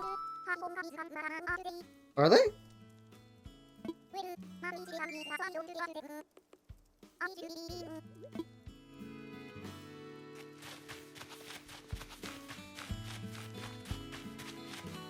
Most of the time I've asked people out, I just kind of do it. I never really think about it. You know, it's one of those things where it's a bit instinctual, where if you're gonna do it, for me anyway, if I'm gonna do it, what I typically do is just, I think about it, and I think, yeah, and then I do it. It's one of those things I never really overthink. Because I figure that for the most part, if they're interested, they're going to say yeah. If they're not interested, they're going to say no. Which is, you know, the most bluntest way to think about it. But that's not the way I think a lot of people would think about it. They kind of overthink it and they go, oh God, if they say no, it's going to be so awkward. And then like, no, not really. I never really consider it to be awkward.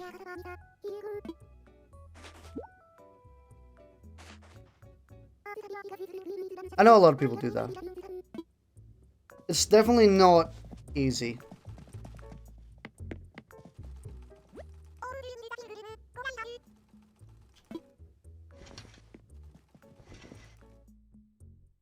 Maybe it's because I'm 22 years old and I'm old now in quotation marks. What the fuck?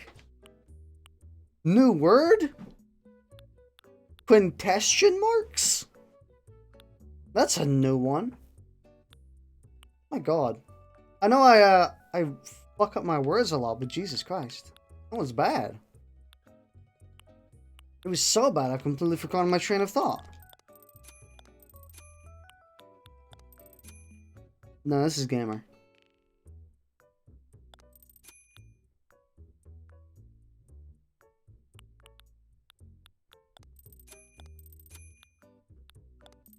Hey, more lace-up boots. Nice.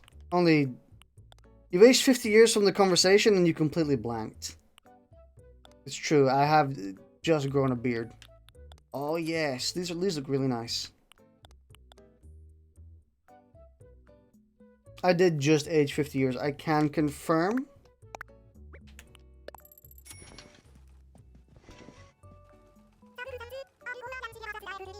Actually, I was told, funnily enough, by my first girlfriend, because my first girlfriend was older than me. They were about 2 or 3 years older than me. And when they reached like 22 to 23 years old, they were like, wow, I feel fucking ancient. And I was like, really? You're only 23, don't be stupid. Yeah, like, just don't be silly. You're 23 years old. That's literally young as hell. And they were like, really? It doesn't feel like it. I was like, yeah, whatever. But now that I am actually 22 myself, I honestly can't agree more. Once I reach this age, I feel like, damn, dude, I feel old. Like, it feels like I'm 10 years older than I should be. You know? Or 10 years older than I am is probably the more accurate way to say it. But I've also completely blanked on what we're buying. I didn't mean to come out with them. Oh well. Nice. You're making Temple Hooters. Yeah, I feel really old. I feel like I think it's because at this point you stop being in the growing phase. Like, I know people are constantly growing. They're constantly changing and shit like that. But I'm meaning more specifically like the socially ordained growing phase, you know? Like, at this point, it's like, no, you are an adult and you are going to be an adult until you die. You've hit the final stage, you know? The final rank. And technically, you can say that being an elder or being an old person is like the next rank, but you know what I mean. You're still an adult. You're just a really old adult. Oh, fuck yeah!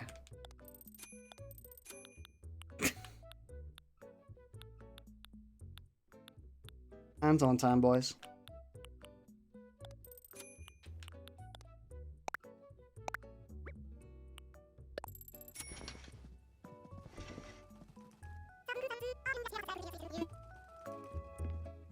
Yeah, I think it's definitely because once you reach 20,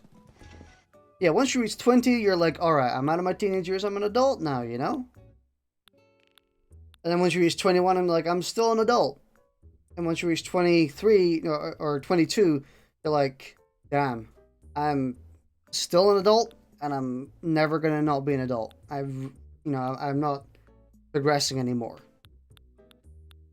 I believe we started an Animal Crossing crossover. Animal crossover.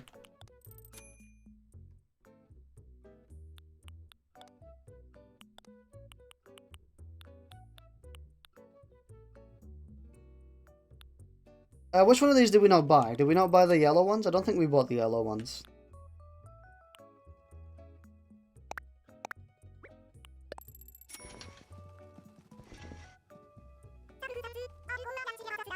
Yeah, TLDR, I feel fucking old. I feel really old. And apparently I've got this times 3. Apparently I've got to live 3 times the length I have. 4 if I'm lucky. You know? Wait, what would 4 be? 88 years old? Oh my god.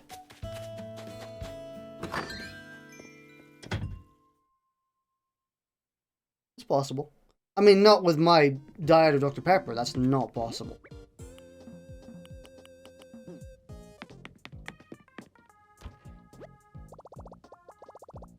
If Animal Crossing did a crossover, would it be Animal Crossover?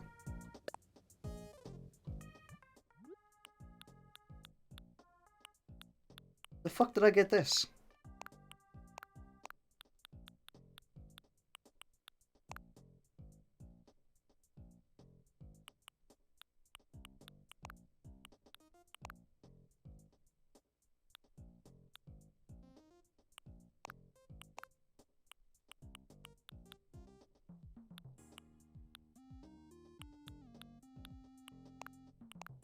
This song is dope, dude.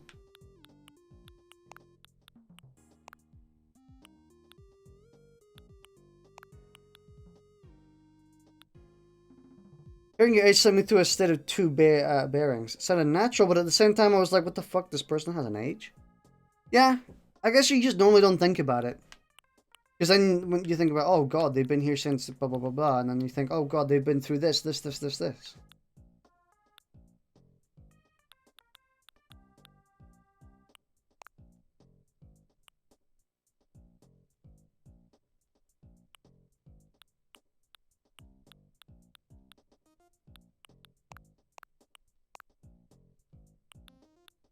Funny, internet man has age.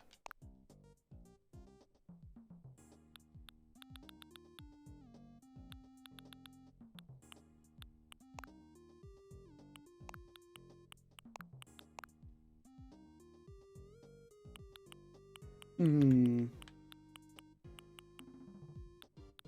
I have purple shoes? I guess not.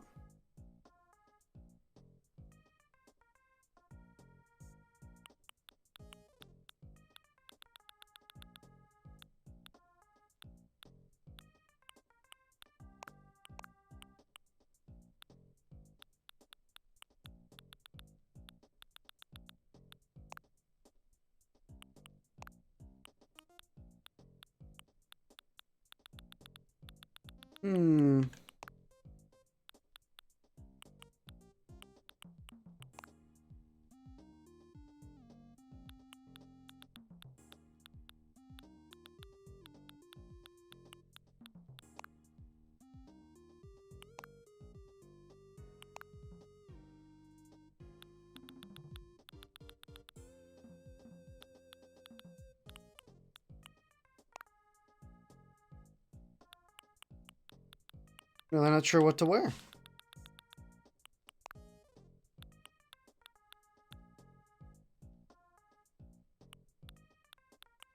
Did we buy anything interesting in terms of tops at some point?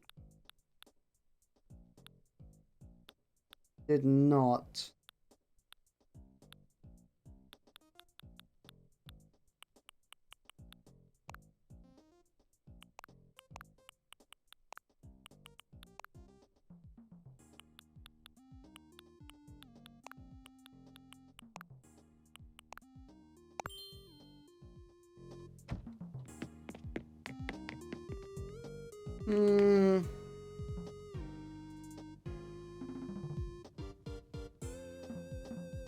Not sure if I like it as much.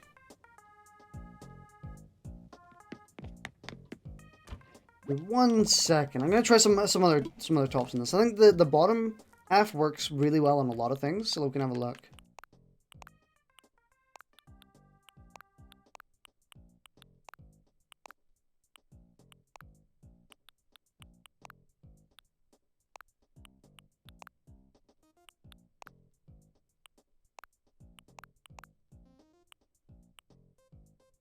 I think in general it just works really well with this, you know.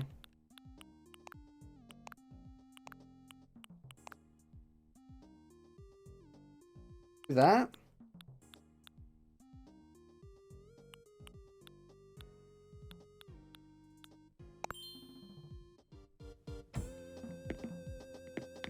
Guess we can go with that for now.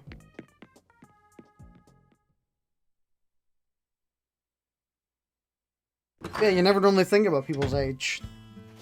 At least until they tell you, and then you're like, oh shit. This person didn't just abruptly appear on the earth, this age.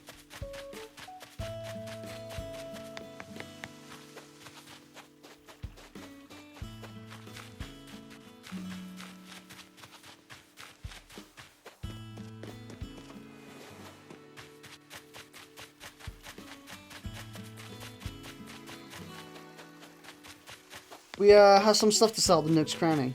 A bunch of superfluous junk I don't need.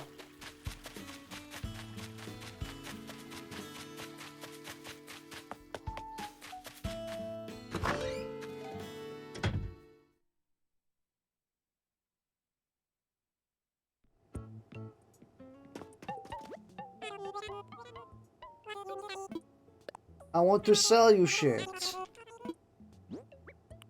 I don't think we're gonna get enough for... What's it called? For us to pay off our loan. I would love to, though.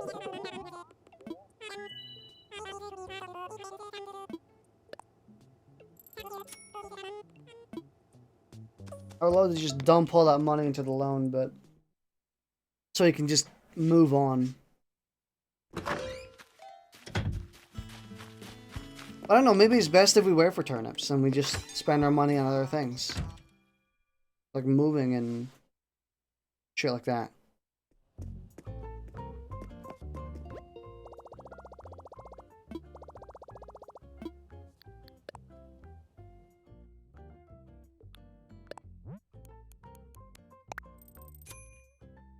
Yeah.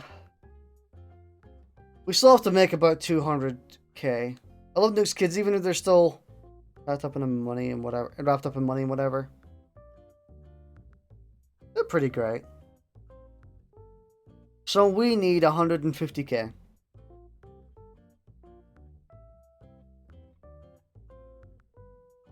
Which I don't think we can get.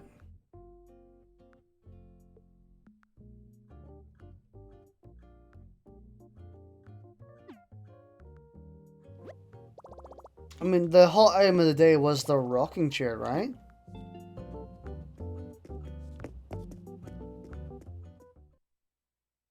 I don't know how much that sells for.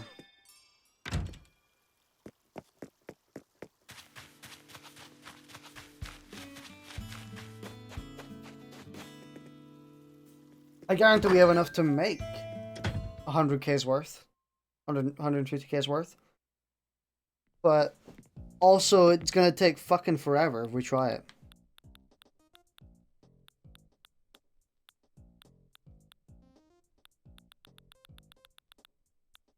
How good is wood?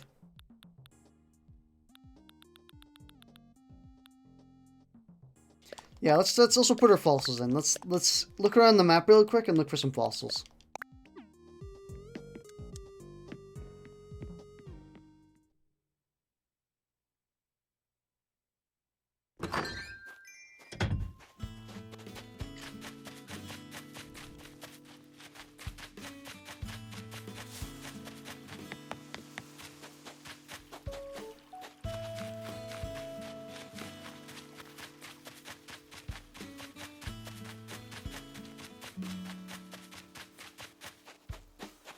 Game is so nice, dude.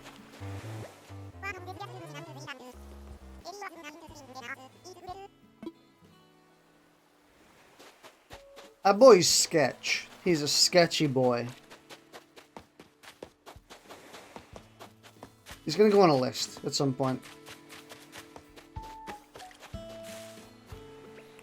This person has been banned from the premises. Make sure he does not get in.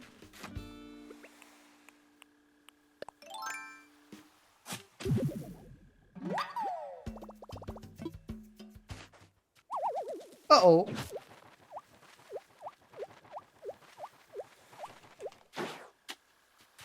That wasn't intentional.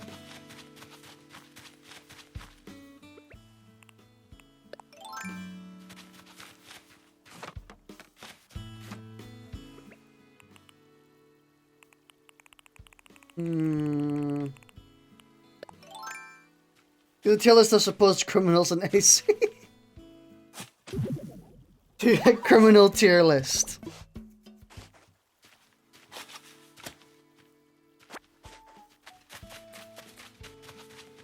Honestly, Tom Nook's kids would probably go above Tom Nook himself. They're the S tier. Always does crimes, never gets caught.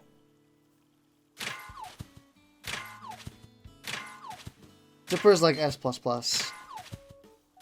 Oh yeah. He gets his own category, honestly. Fuck.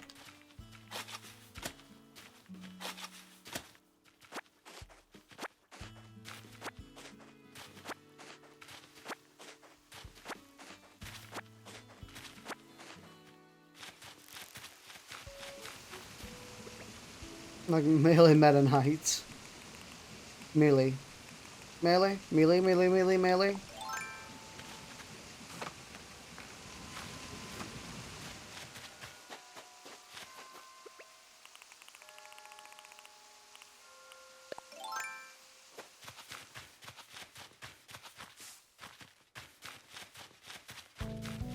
This track though.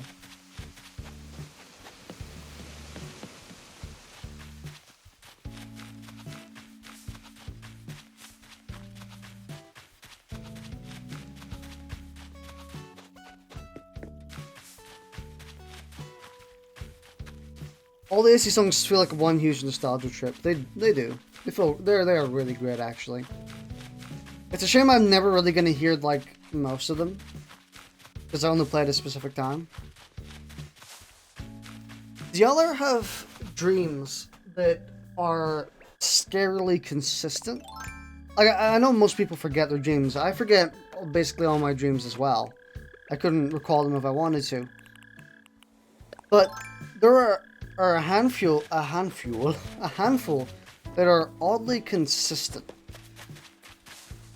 I don't know why. And it's not like, oh, I'm afraid of this one thing and I keep dreaming about it. It's more like, for me, it's a location. Very often, or not very often, I guess, very often in terms of dream time, I guess, which is, you know, once every few months. I'll dream of a theater. Like a theater complex where it's a shopping center, which has got very, very specific dimensions and architecture. And very occasionally I will remember it in my dream itself. Like I'll actually remember the location, or I'll be in it, or you know, I'll walk around it. Like whenever it's really weird because in a dream, whenever I think, hang on, I'm readjusting myself in my chair. Ugh. Tailbone hurt. But whenever I'm dreaming and I'm like, oh, there's a movie coming out soon, I should probably go and see it or look when it's coming out. In my dream, I immediately think of that theater. As if it's the one that Dream Me would go to. I've had a similar thing with dreams at some point, but I've also had a dream where I dreamed years ago. That you dreamed years ago. Remember resurfacing random after not dreaming it for years. But it's like the dream version of you is like in a different reality. And their brain works slightly differently, where the theater that they think of is completely different from the one that you actually go to. I understand that most dreams, like I think it's bullshit, but people say that your brain can't make up new things in dreams, which is, I don't believe that in the slightest. This is not true at all. That shit doesn't happen. Your brain can absolutely make stuff up.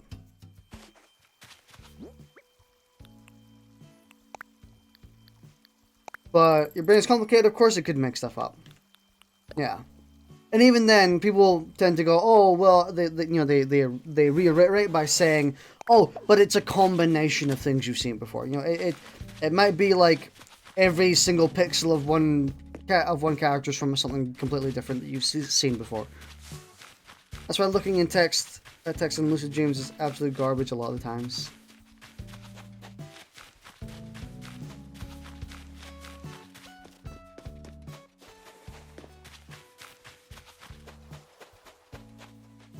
But the theater that I think of when I go to dream is very, very specific, very memorable. And the weird thing about it is I remember almost everything about it. It's one of those things where I can think about it. I'm like, yeah, that's I remember this area. I remember walking around this area. It's so real. It's such a real area that I'm like, am I sure I have not seen it before? Because it feels like I should have.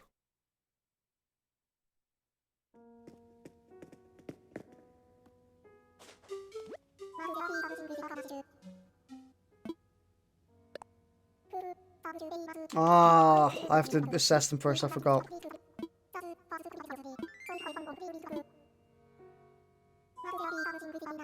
Yeah, it's like a legit store. A legit shopping center.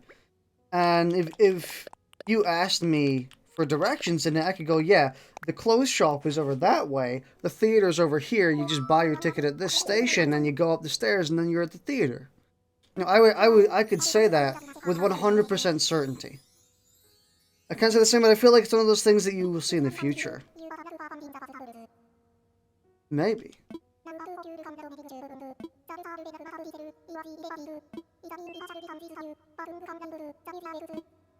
I don't know how I believe in prophetic dreams, or dreams where it's stuff you see in the future. But I have had that happen. I think everyone has had that happen where they think of something that ends up being something they see later in their life. Or they have a dream that ends up becoming... I think also what benefits most of the time people say, you know, the dreams that they have that are prophetic. I'm jumbling this sentence up fucking horribly, by the way. So most of the dreams people say are prophetic. I guarantee most of the time they're remembering like bullet points and not like the very specific details. Like if you have a room, they think of like the dimensions of the room and the wallpaper. But then they don't think about the decor or, you know what I mean. They don't think of any details. It's more like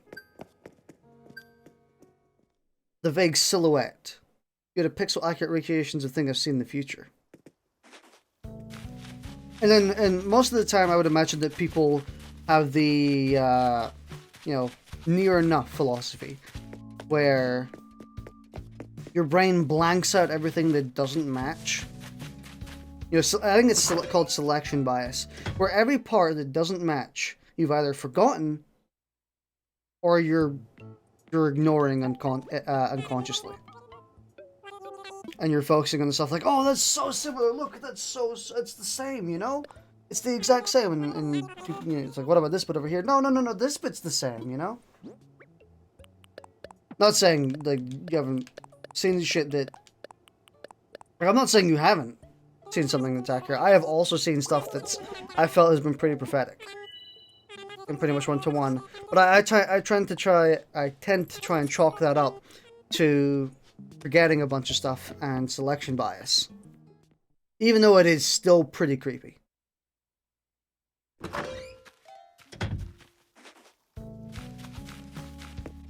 I'm always confused by the snapshots I get and then seeing them. Hey, you two foxes, you two should be shitting together. Shitting together. You two should be shitting together. You two should be sitting right next to each other. Yeah?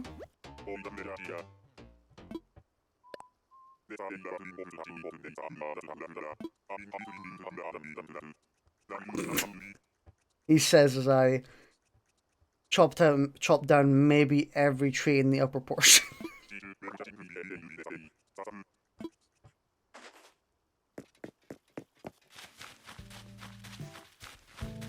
But again, I think the weird part about the dream that I have, about the cinema, the shopping center, is that it is very specific. Very, very specific.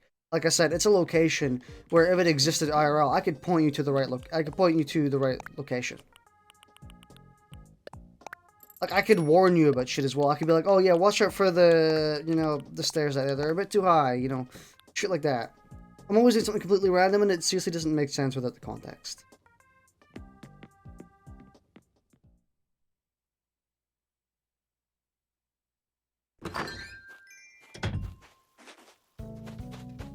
There's also another location that I dream about, which I actually think was in the same dream. Which is maybe why I remember.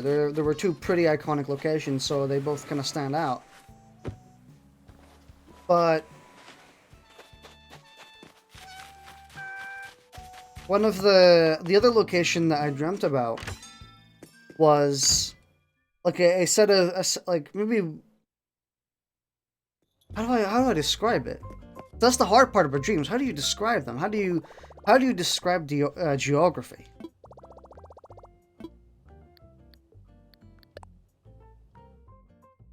Because this is one of those things where I actually guarantee, I think this thing, this location here that I dreamt about, does stem from something I've seen IRL. Which basically, it's like if you went down an alley, and you saw, and then you look to your right and you see like a bunch of houses. It's like a car park, but then there's also houses right next to it. It's kind of like that. And for me, the houses were pretty tall. It was like it was kind of at the edge of a city. But the most iconic part of that location for me was the fact that it was flooded. Like the entire the water in the area came up to about your hips, or just below your hips, just below your crotch.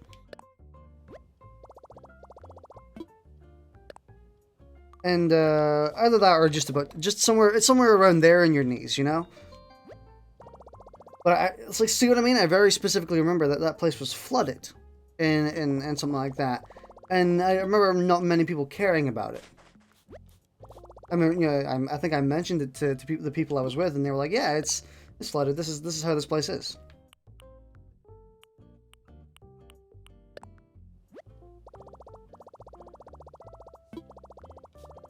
And it's weird because it was in the same dream that I dreamed of the shopping center, which has completely different architecture and style.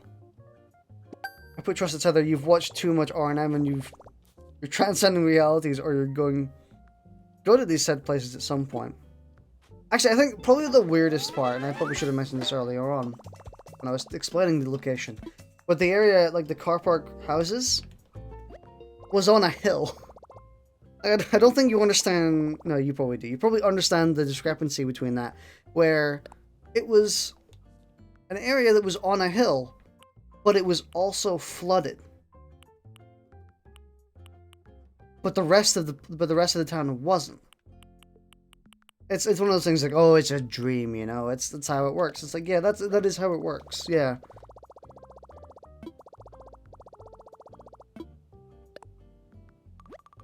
Like, genuinely, there was a hill that goes straight down to the rest of the town, but the area was flooded and the bottom wasn't.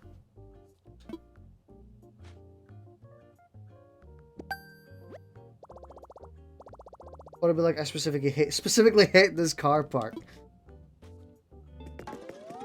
I think that's also why the two areas are so incredibly distinct, because when I was dreaming it, my brain was like, how the fuck do I process the fact that there's water in the high part, but in the low part where in the main city, why is there no water? And I think my brain was just like, fuck it. I'm not even gonna think about it. The areas in between don't exist, basically. Where I'm either at that area, or I'm at the shopping center, you know? There's no in between, there's no, like, transitional period. It's either one or the other. But I know the two are connected because it's like a finely paced movie where, you cut to, oh, I'm at my home where I'm staying. Or I'm at the hotel that I'm at, which is at the top of the road. And then, you cut. Oh, it's like, now we're at the shopping center, you know?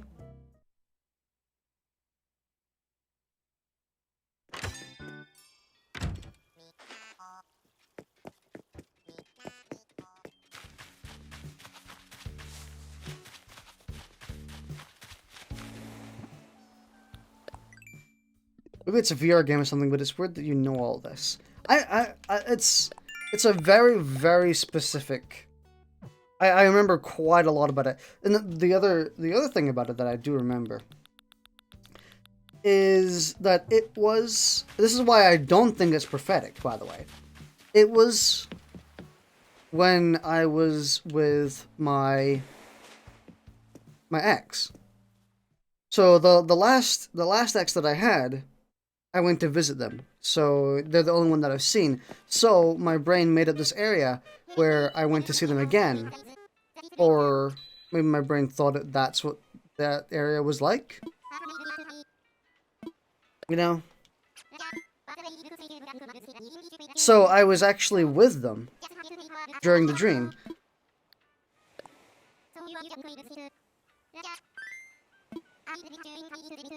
So that's why I think the dream is not prophetic. Because that's... the location might be, but I don't think I'm ever going to be... like, I'm ever going to see them again in that location. Or in general.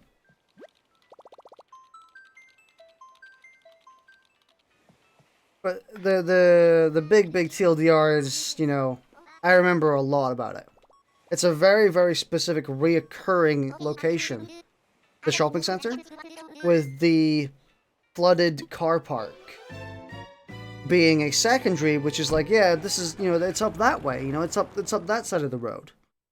Keep going, you know, you go up, you go right, and you know, you reach that area.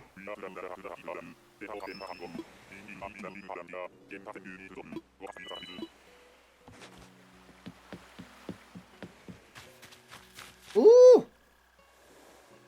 It's the Money Island. Maybe you can dust off your art skills by drawing this location. Might be fun for you. I've always thought about drawing it because that's the true, that's the true challenge, I think. Is if I try to draw it, I guarantee I'm gonna get stumped very, very quickly because I'm like, what does this look like?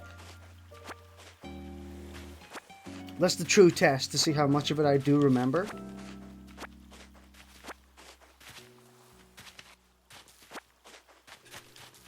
I don't know, I could give it a try. I probably will, at some point.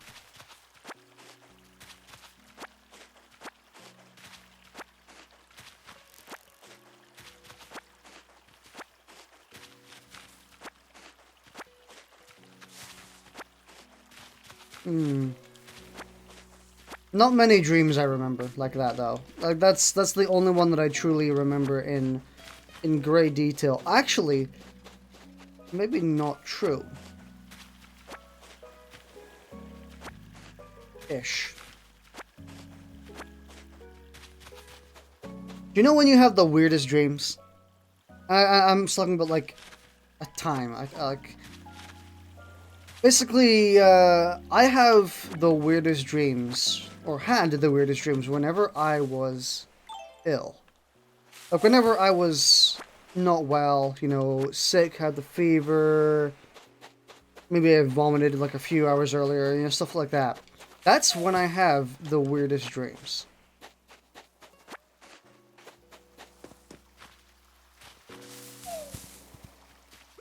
And there was one that I had when I was about maybe 8, 9 or 10 years old, where I was very ill at the time.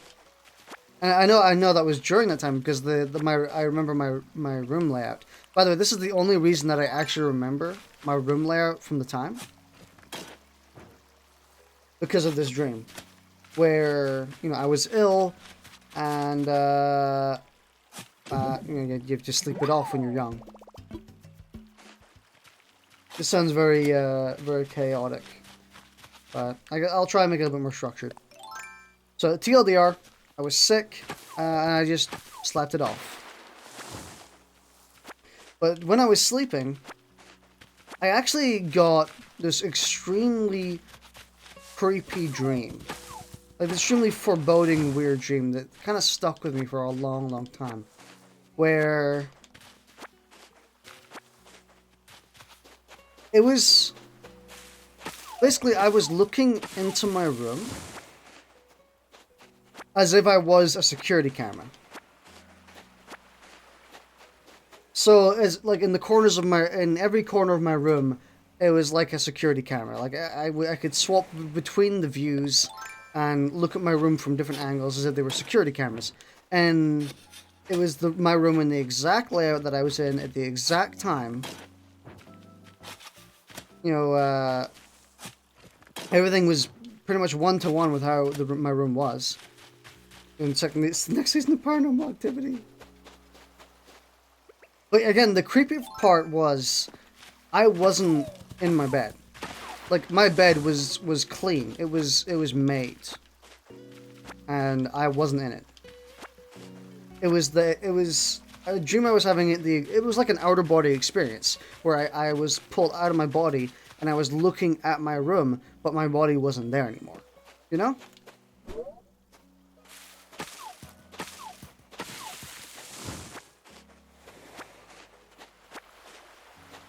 And on top of that, there was complete silence. There was no sound whatsoever. It was just nothing. No sound at all. It was just looking into my room, from the view of a security camera. On top of that, it was very fisheye lensed. Like, it was very, like, the FOV was big. I could see, like, if I was looking down in the middle of my room from one of the corners, I could see both of the other corners because of how fisheyed it was. You know?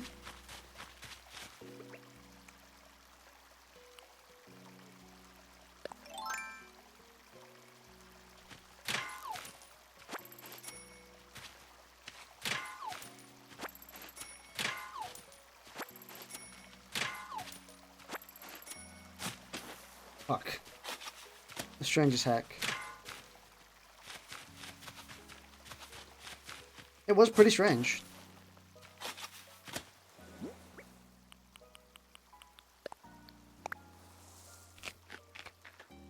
I think one of the other creepier parts about it was, again, there was no room for security cameras. 2 out of 4 of the corners of my room are slanted. So there's no way they could have a logical security camera. And on top of that, the one that was like behind me right now, in the corner that's behind me, used to have a bookshelf on it that reached the ceiling. And the view that I got was from inside the bookshelf. So at that point, it wasn't like a security camera. It was like a hidden camera. You know, it was where where I would put my stuffed toys. So it was like a hidden camera in one of my stuffed toys, which is what made it creepier. It was like, oh fuck, you know, like. And again, I could look at it from other views as well, as if they were security cameras in every other corner. But for the most part, it focused a lot around that one that was in the bookshelf. And I never really, obviously, I didn't understand it. It was a dream.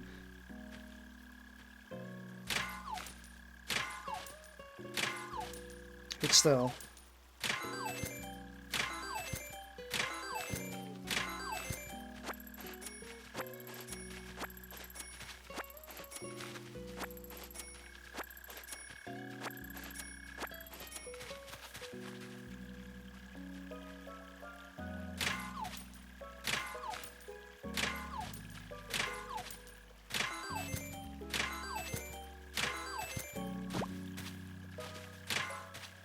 Damn.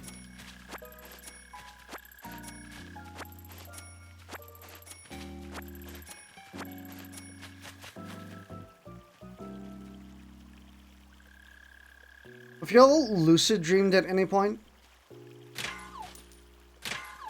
It's something that's happening more and more for me recently. It's something I kind of have to work around. But you kind of did? Lucid dreaming is a little fucked. It's a little weird, a little quirky.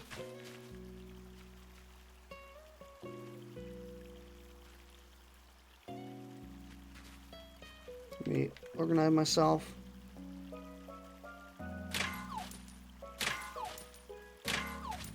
There's a few that have happened for me that are pretty notable. There's like 1 or 2. One of them is recent, one of them isn't.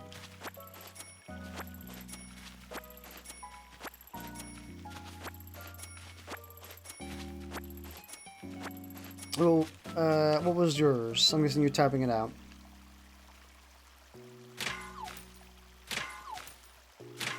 I need another Dr. Pepper, honestly. I am in thirst. I thirst for the caffeine, dude. That's a lot of money we're getting. We're laying in bed looking at your wardrobe and a toy crane on top of it. Huh.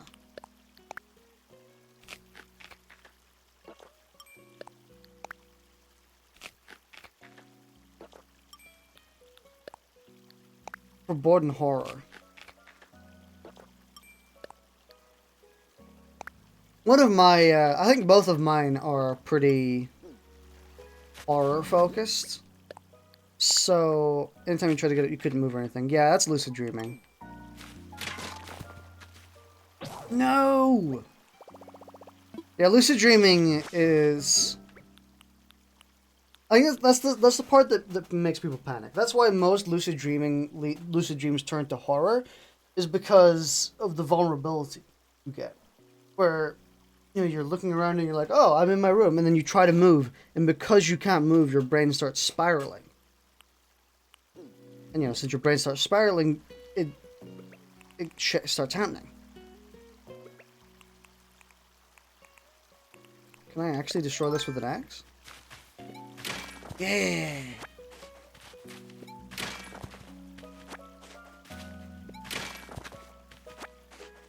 The gym was waking up for primary school, but I wasn't awake, and eventually found out how to move. Whenever I realize that I'm lucid dreaming, typically I try and get out by really trying to move, like...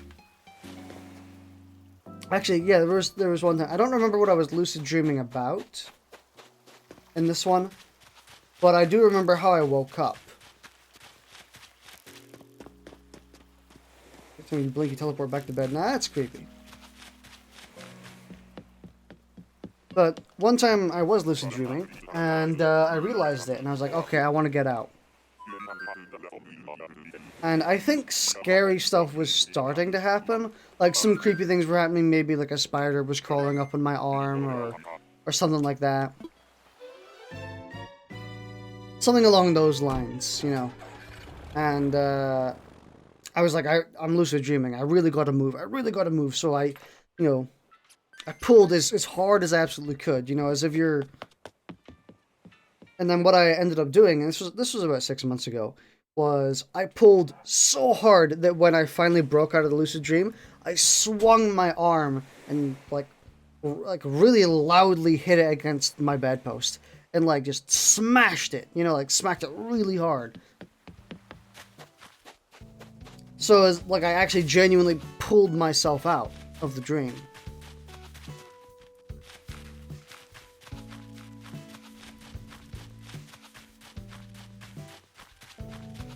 I think it's like an extra precautionary method. I also panicked a bit after that, where I then smashed it like a few more times against my bedpost, being like, you know, wake up, wake up, wake up.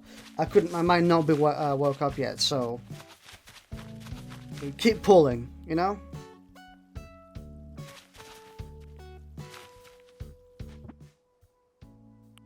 So that's you know, lucid dream since that time, but I remember it, and goddamn.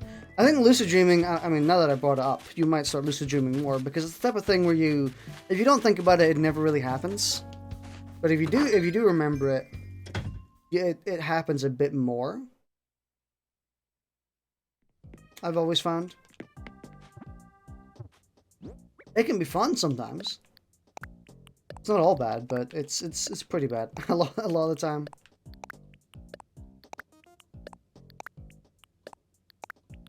But there was this one time, or these two times, where I did lucid dream, and I do remember what happened during them. Where... Extra shovel? I don't. So the first time that I properly lucid dreamed was when I was tired one day. I decided to take a nap in my bed. This was about 4 years ago or so. You know, just lay down, you know, in my clothes on top of the bed. Just, you know, lay down for a while and sleep. And I don't think I ever got to properly sleep at that point. But what ended up happening was, and obviously I started lucid dreaming, and you know, you can't move and stuff like that. But the creepy thing about it was I had a mirrored version of my face, like a 45-degree angle to my right. So I was laying down, and I could, in the corner of my eye, I could see a version of my face staring over at me, as if it was like connected and like slightly angled towards me.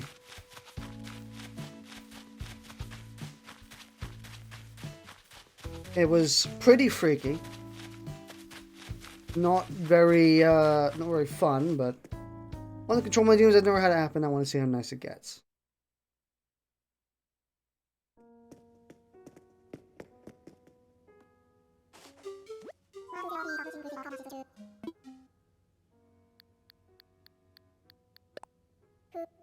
Yeah, that was probably the freakiest one I had.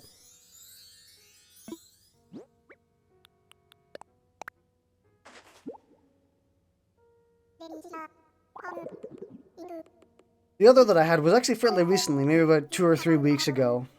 Maybe about a week ago, actually. Where I was looking over at my PC. You know, my bed is just to my right, my PC's right in front of me.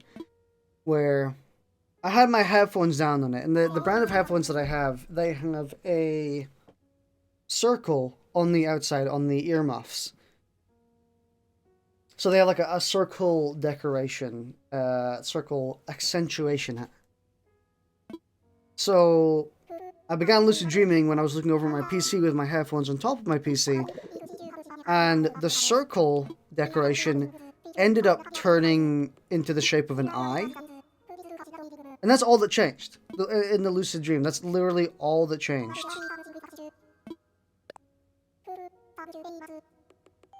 Did I do that twice? I think I might have done that twice. I wasn't paying attention. I autopilot this game sometimes. Oh, he said it wasn't... Okay. But yeah, the circle decoration on my headphones turned into an eye. Any reason you've viewed the HDVR Discord links on Nightbot? I think because not many people are looking to get into the HDVR Discord from my links. I think it's more beneficial to have the smaller size rather than to have the extra links.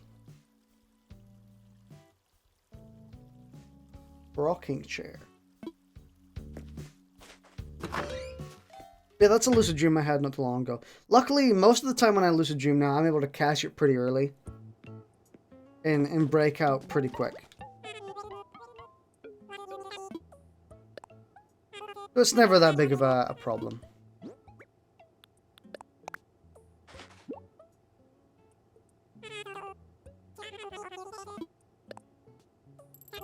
The prison is crazy. It's pretty crazy. I'm only in them for about 10 seconds. What feels like 10 seconds. In reality, it's probably something like 10-20 minutes. Because, you know, sleeping time. The whole blink once and suddenly it's fucking 3 p.m. as opposed to 12 a.m. or 11 a.m.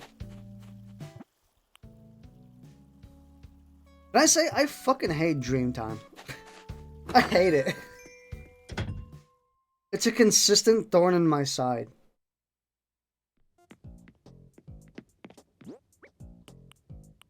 Yeah, dream time pisses me off. Primarily because, so I have this kind of schedule that I have when I sleep, where I'll sleep for about 7 or 8 hours, and then I'll wake up. I'll purposely wake up at that time, and then go back to sleep after looking at my phone for like 5 minutes. So basically what I do is I pull myself out of deep sleep, then I sleep again for another hour. You know, I then put you know, a timer on for 30 minutes to an hour. Because then, at that point, what I actually really like I really like relaxing in bed, for the most part.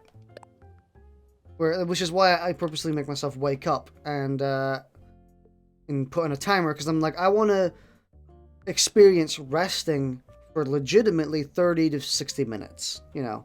Like, I want to sit in my bed for an hour and just do that. Genuinely the full time. Most people would be like, wow, that sounds like hell. You know? But I think it's a different situation once you've just woken up because you're not thinking about too much. Oh, and also, you know, the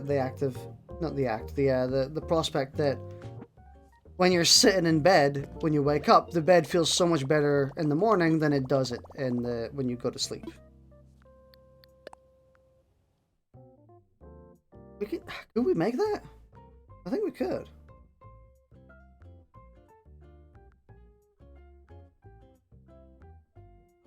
So I genuinely, I really wish that dream time wasn't as prominent of a thing for me. You know, the whole blinking and suddenly it's a few hours ahead, or, you know, your time's up. I genuinely wish a lot of the time that I could feel the effects of sleeping for hours. That I could genuinely, when I go to sleep, I feel like I've gone to sleep for 8 hours. No, I feel like I've been awake for 8 hours in my dream. You know. Really weird and specific to say, actually. This dude is 7K, by the way, I'm pretty sure.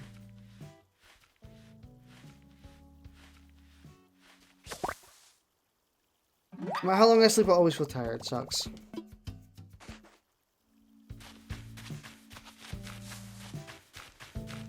I think part of that problem... Yeah, part of that problem, I think, is to do with mental fatigue, which is why I hate dream time a lot.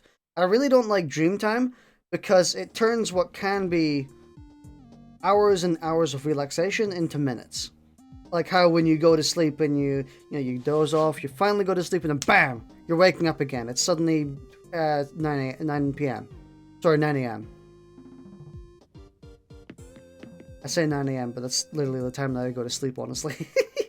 No, it's more like, for me, it's more like 3 p.m. You know, it's like, bam, it's 3 p.m. Suddenly, your sleep time's over. Congratulations, you felt like you slept for 20 minutes. I think a lot of people nowadays feel really tired because they're experiencing that mental fatigue of not sleeping mentally for that long.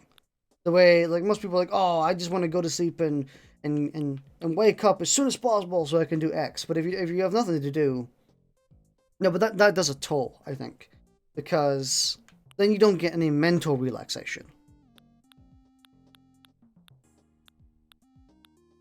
So then you're like, I've been asleep for 20 minutes. I haven't had time to wind down or anything. I got to get back up and do the grind again. I got to keep going, you know?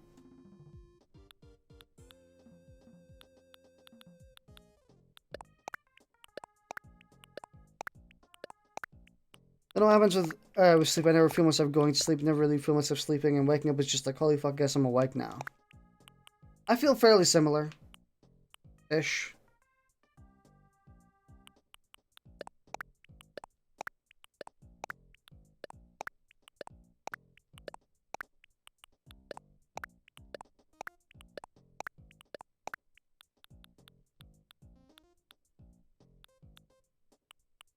But that's kind of why I really hate dream time.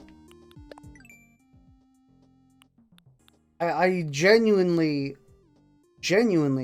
would much rather I feel the 8 hours of sleep that I get.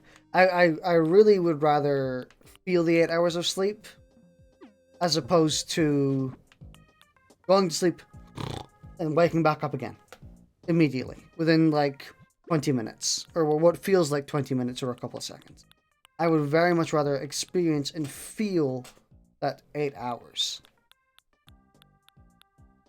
So that's what I try and do. That's what I commonly try and do, where, you know, I make myself wake up a little bit earlier than I want to, go on my phone for about 5 minutes so I pull out a deep sleep, and then put on an alarm on my phone for an hour so I never go into deep sleep again. And then I just sleep some more, you know? Because then I get to feel that, those hours. I get to feel the hour that I'm sleeping.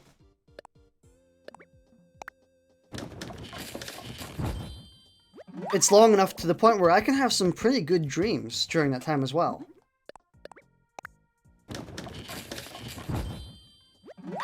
So it's pretty much it is lengthy enough.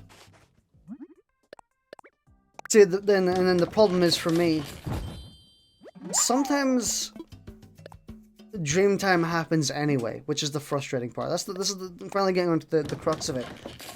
Even when I do that and kind of structure my sleep around it, so that I actually do get that that long mental relaxation time, sometimes dream time kicks in anyway and boots me back out after like what felt like 2 minutes. And that's the annoying part for me. That's where I really don't like. I do wish that I could just experience the time that I sleep.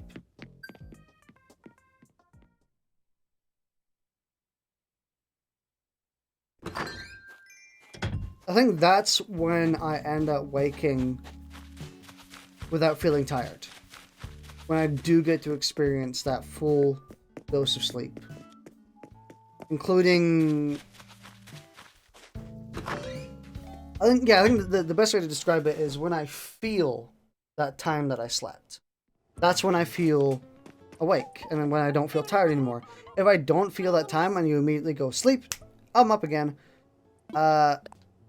then you don't get any mental relaxation and you end up feeling really tired because you haven't slept. Your body is slept, but your mind hasn't. I think it's because I never truly shut down. I think it is pretty hard to shut down.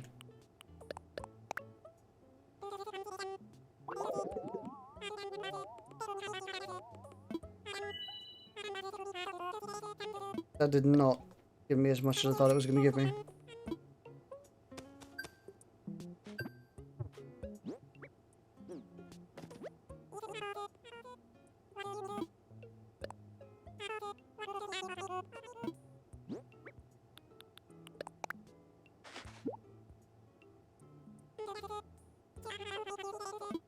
Oh, it's only about 2,000.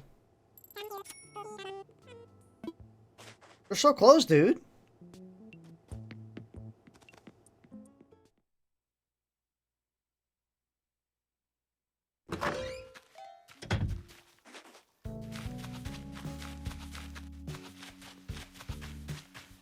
How do we get more money?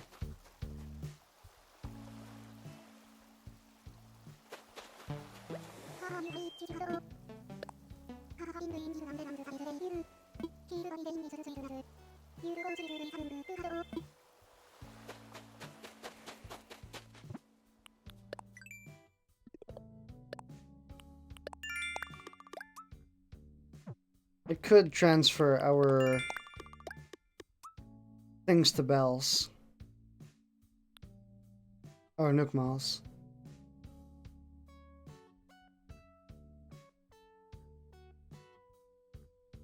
It's tempting.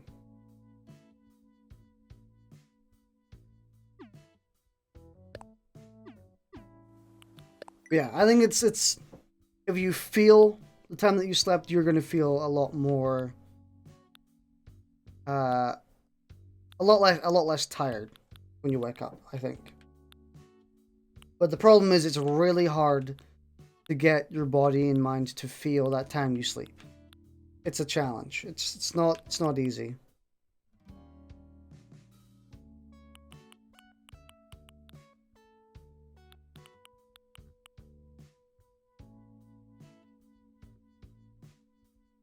Yellow tulips, white tulips.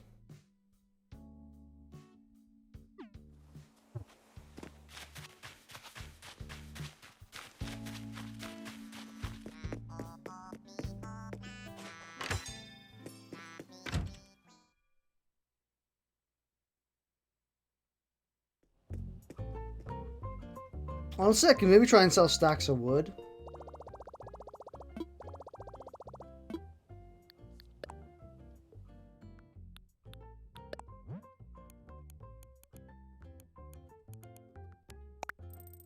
So we need about 22 more.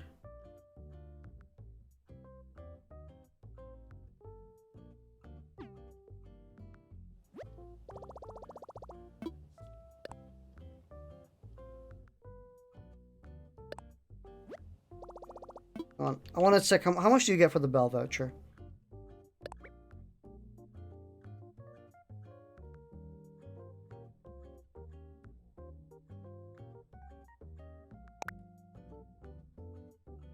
See, the problem is this is absolutely not worth it.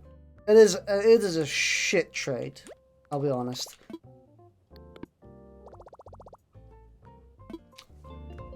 I think I would rather get 5k for every 5,000 nuke miles. No, for every 500 nuke miles.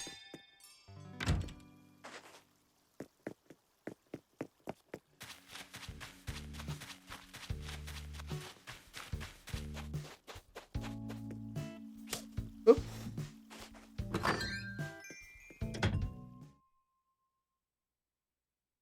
I don't know, maybe you could try that at some point. The method I use where I sleep for the average time, you know, 7 to 8, 9 hours or so. Wake up and then sleep again for another hour.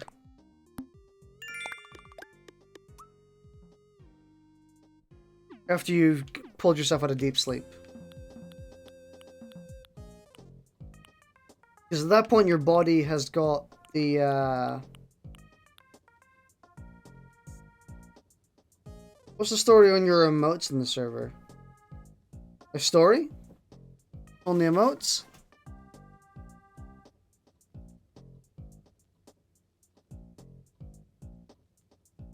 All of them. All the drawn ones?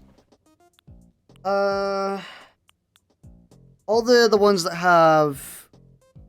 I assume it's from Jackbox stuff, it is. All the ones that have TKO at the very start are from the Jackbox game TKO.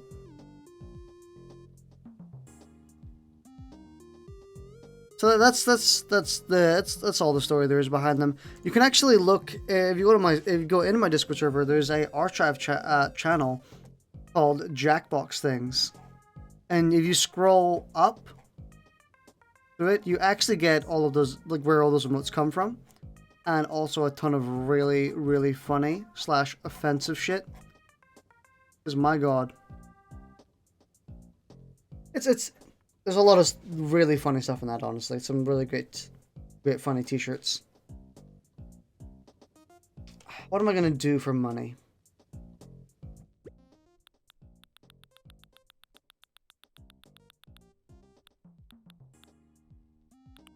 What can I craft with softwood? I've got so much softwood.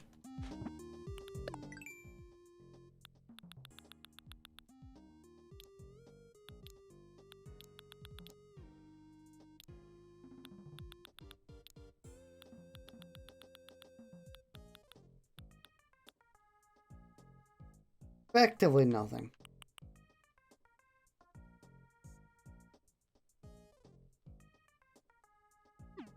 Let's make some deer decorations, and then we'll maybe make some bell vouchers, you know.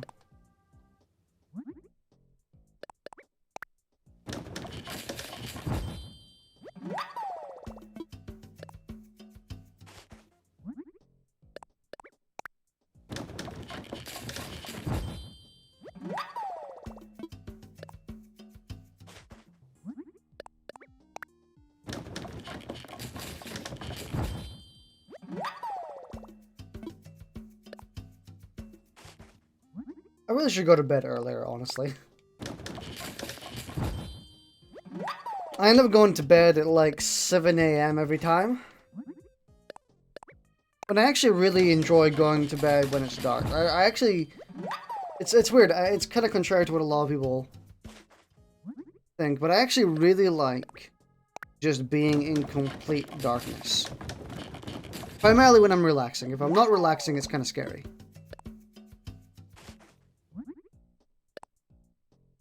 So you see you on like all the time. Yeah, I probably sleep during the time where you also sleep, probably.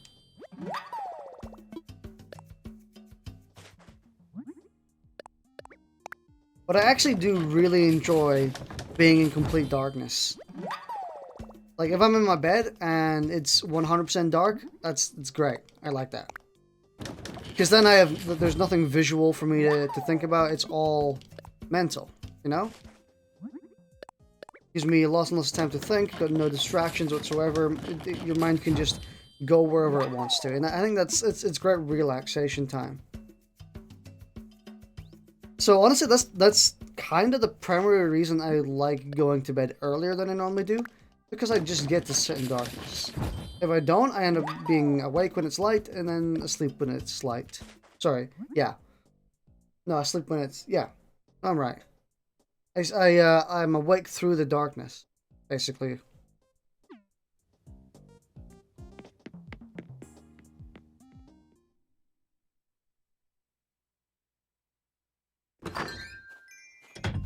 Legitimately, that's my main motivation for wanting to go to sleep earlier, is just so I can go to sleep in darkness. Whatever we don't, whatever money we don't get here, we'll just buy in Ball vouchers, because can't be asked.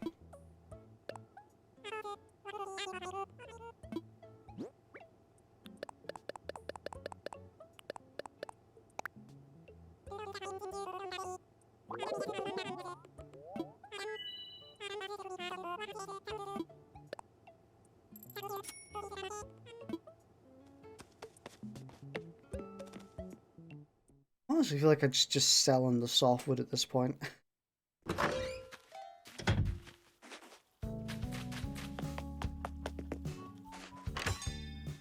So we need like another 12k, which is perfect. Means we have to buy 4 Bell vouchers. And I'm fine with buying Bell vouchers, even if the deal is terrible, because it gets us there sooner. It's like a shortcut. I could wait and get more money and not waste my my nuke miles, but well, whatever.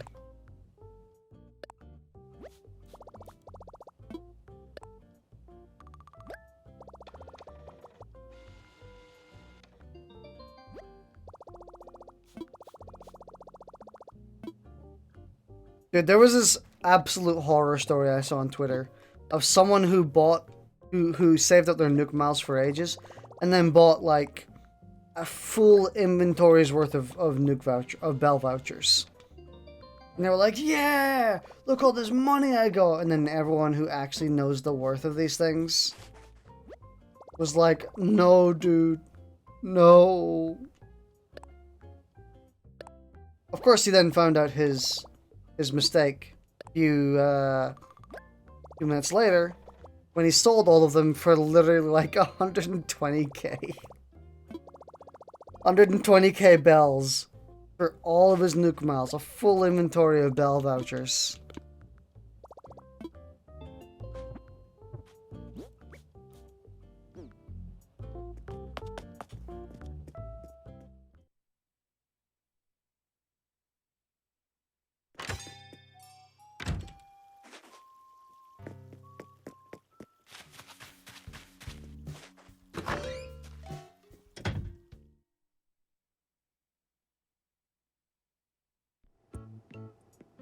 Give me money.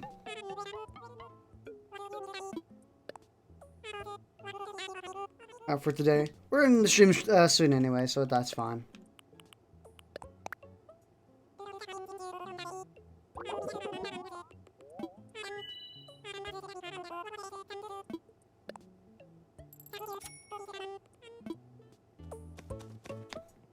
We're gonna pay out our loan, and then we're gonna be done.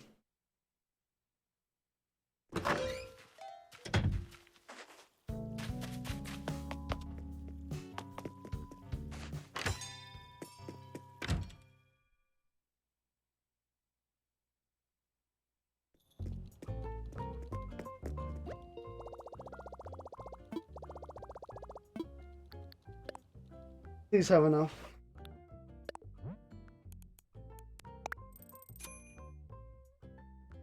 Yes.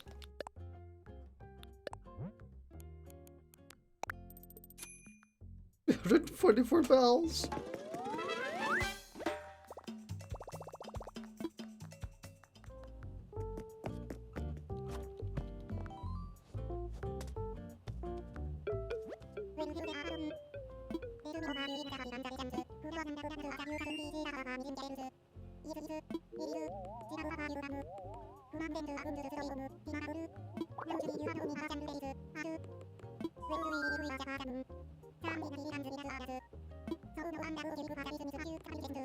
I can build you a basement.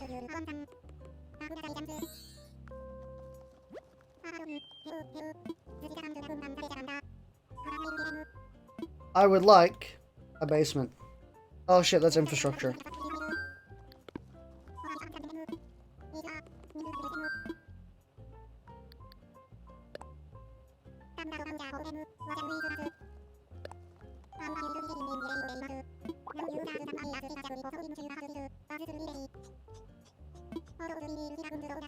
Oh my, what the fuck? Dude.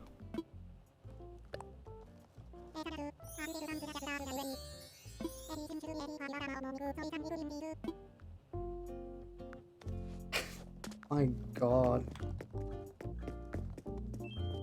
An insane price, dude.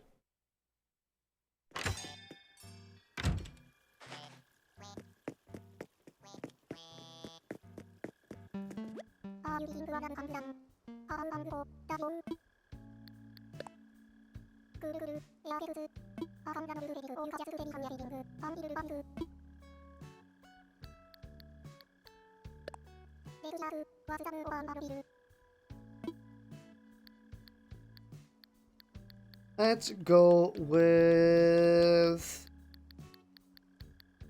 that.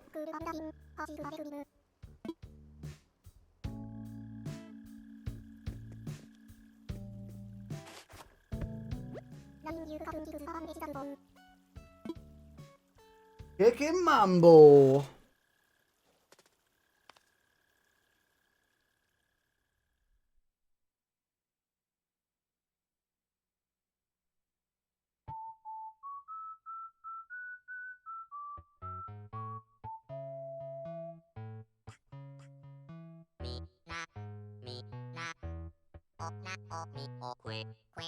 Sick.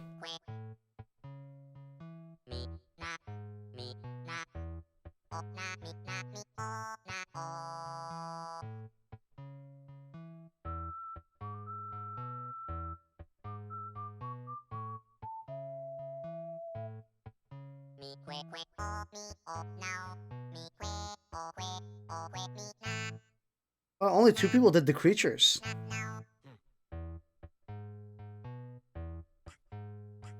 It's crazy. I also saw that only like 3 or 4 people did all the clothes.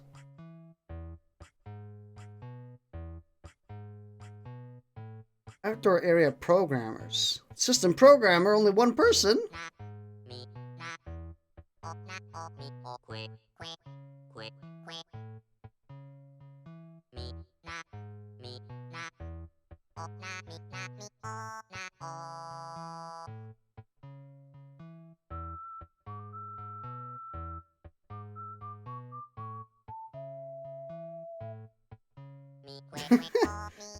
Fang's actually kind of dancing. Everyone else is just kind of standing there bopping.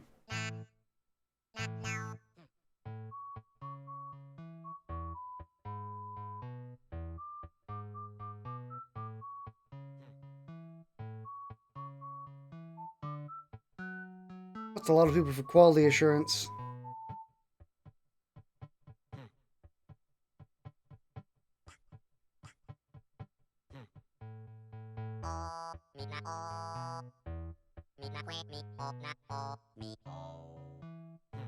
Associate producer. Lots of producers.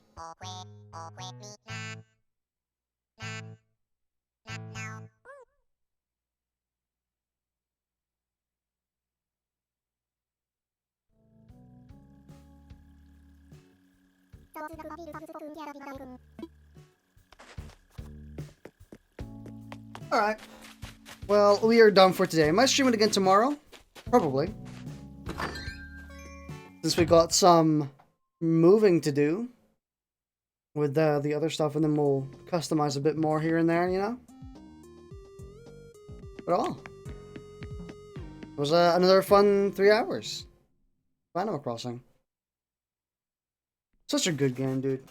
There's definitely like a low period, in my opinion, for the game, where you're playing it and things are really good. You're playing it for ages, and then after you reach a certain point where you're kind of just waiting,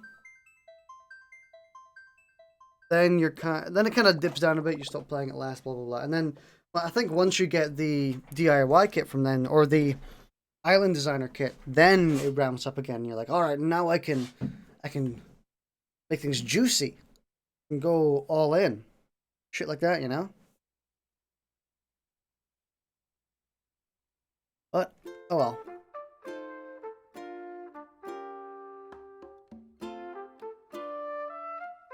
All right. Thanks for watching. I shall see you later. I'll probably be streaming again fairly soon, about an hour or two, maybe 3. We'll see.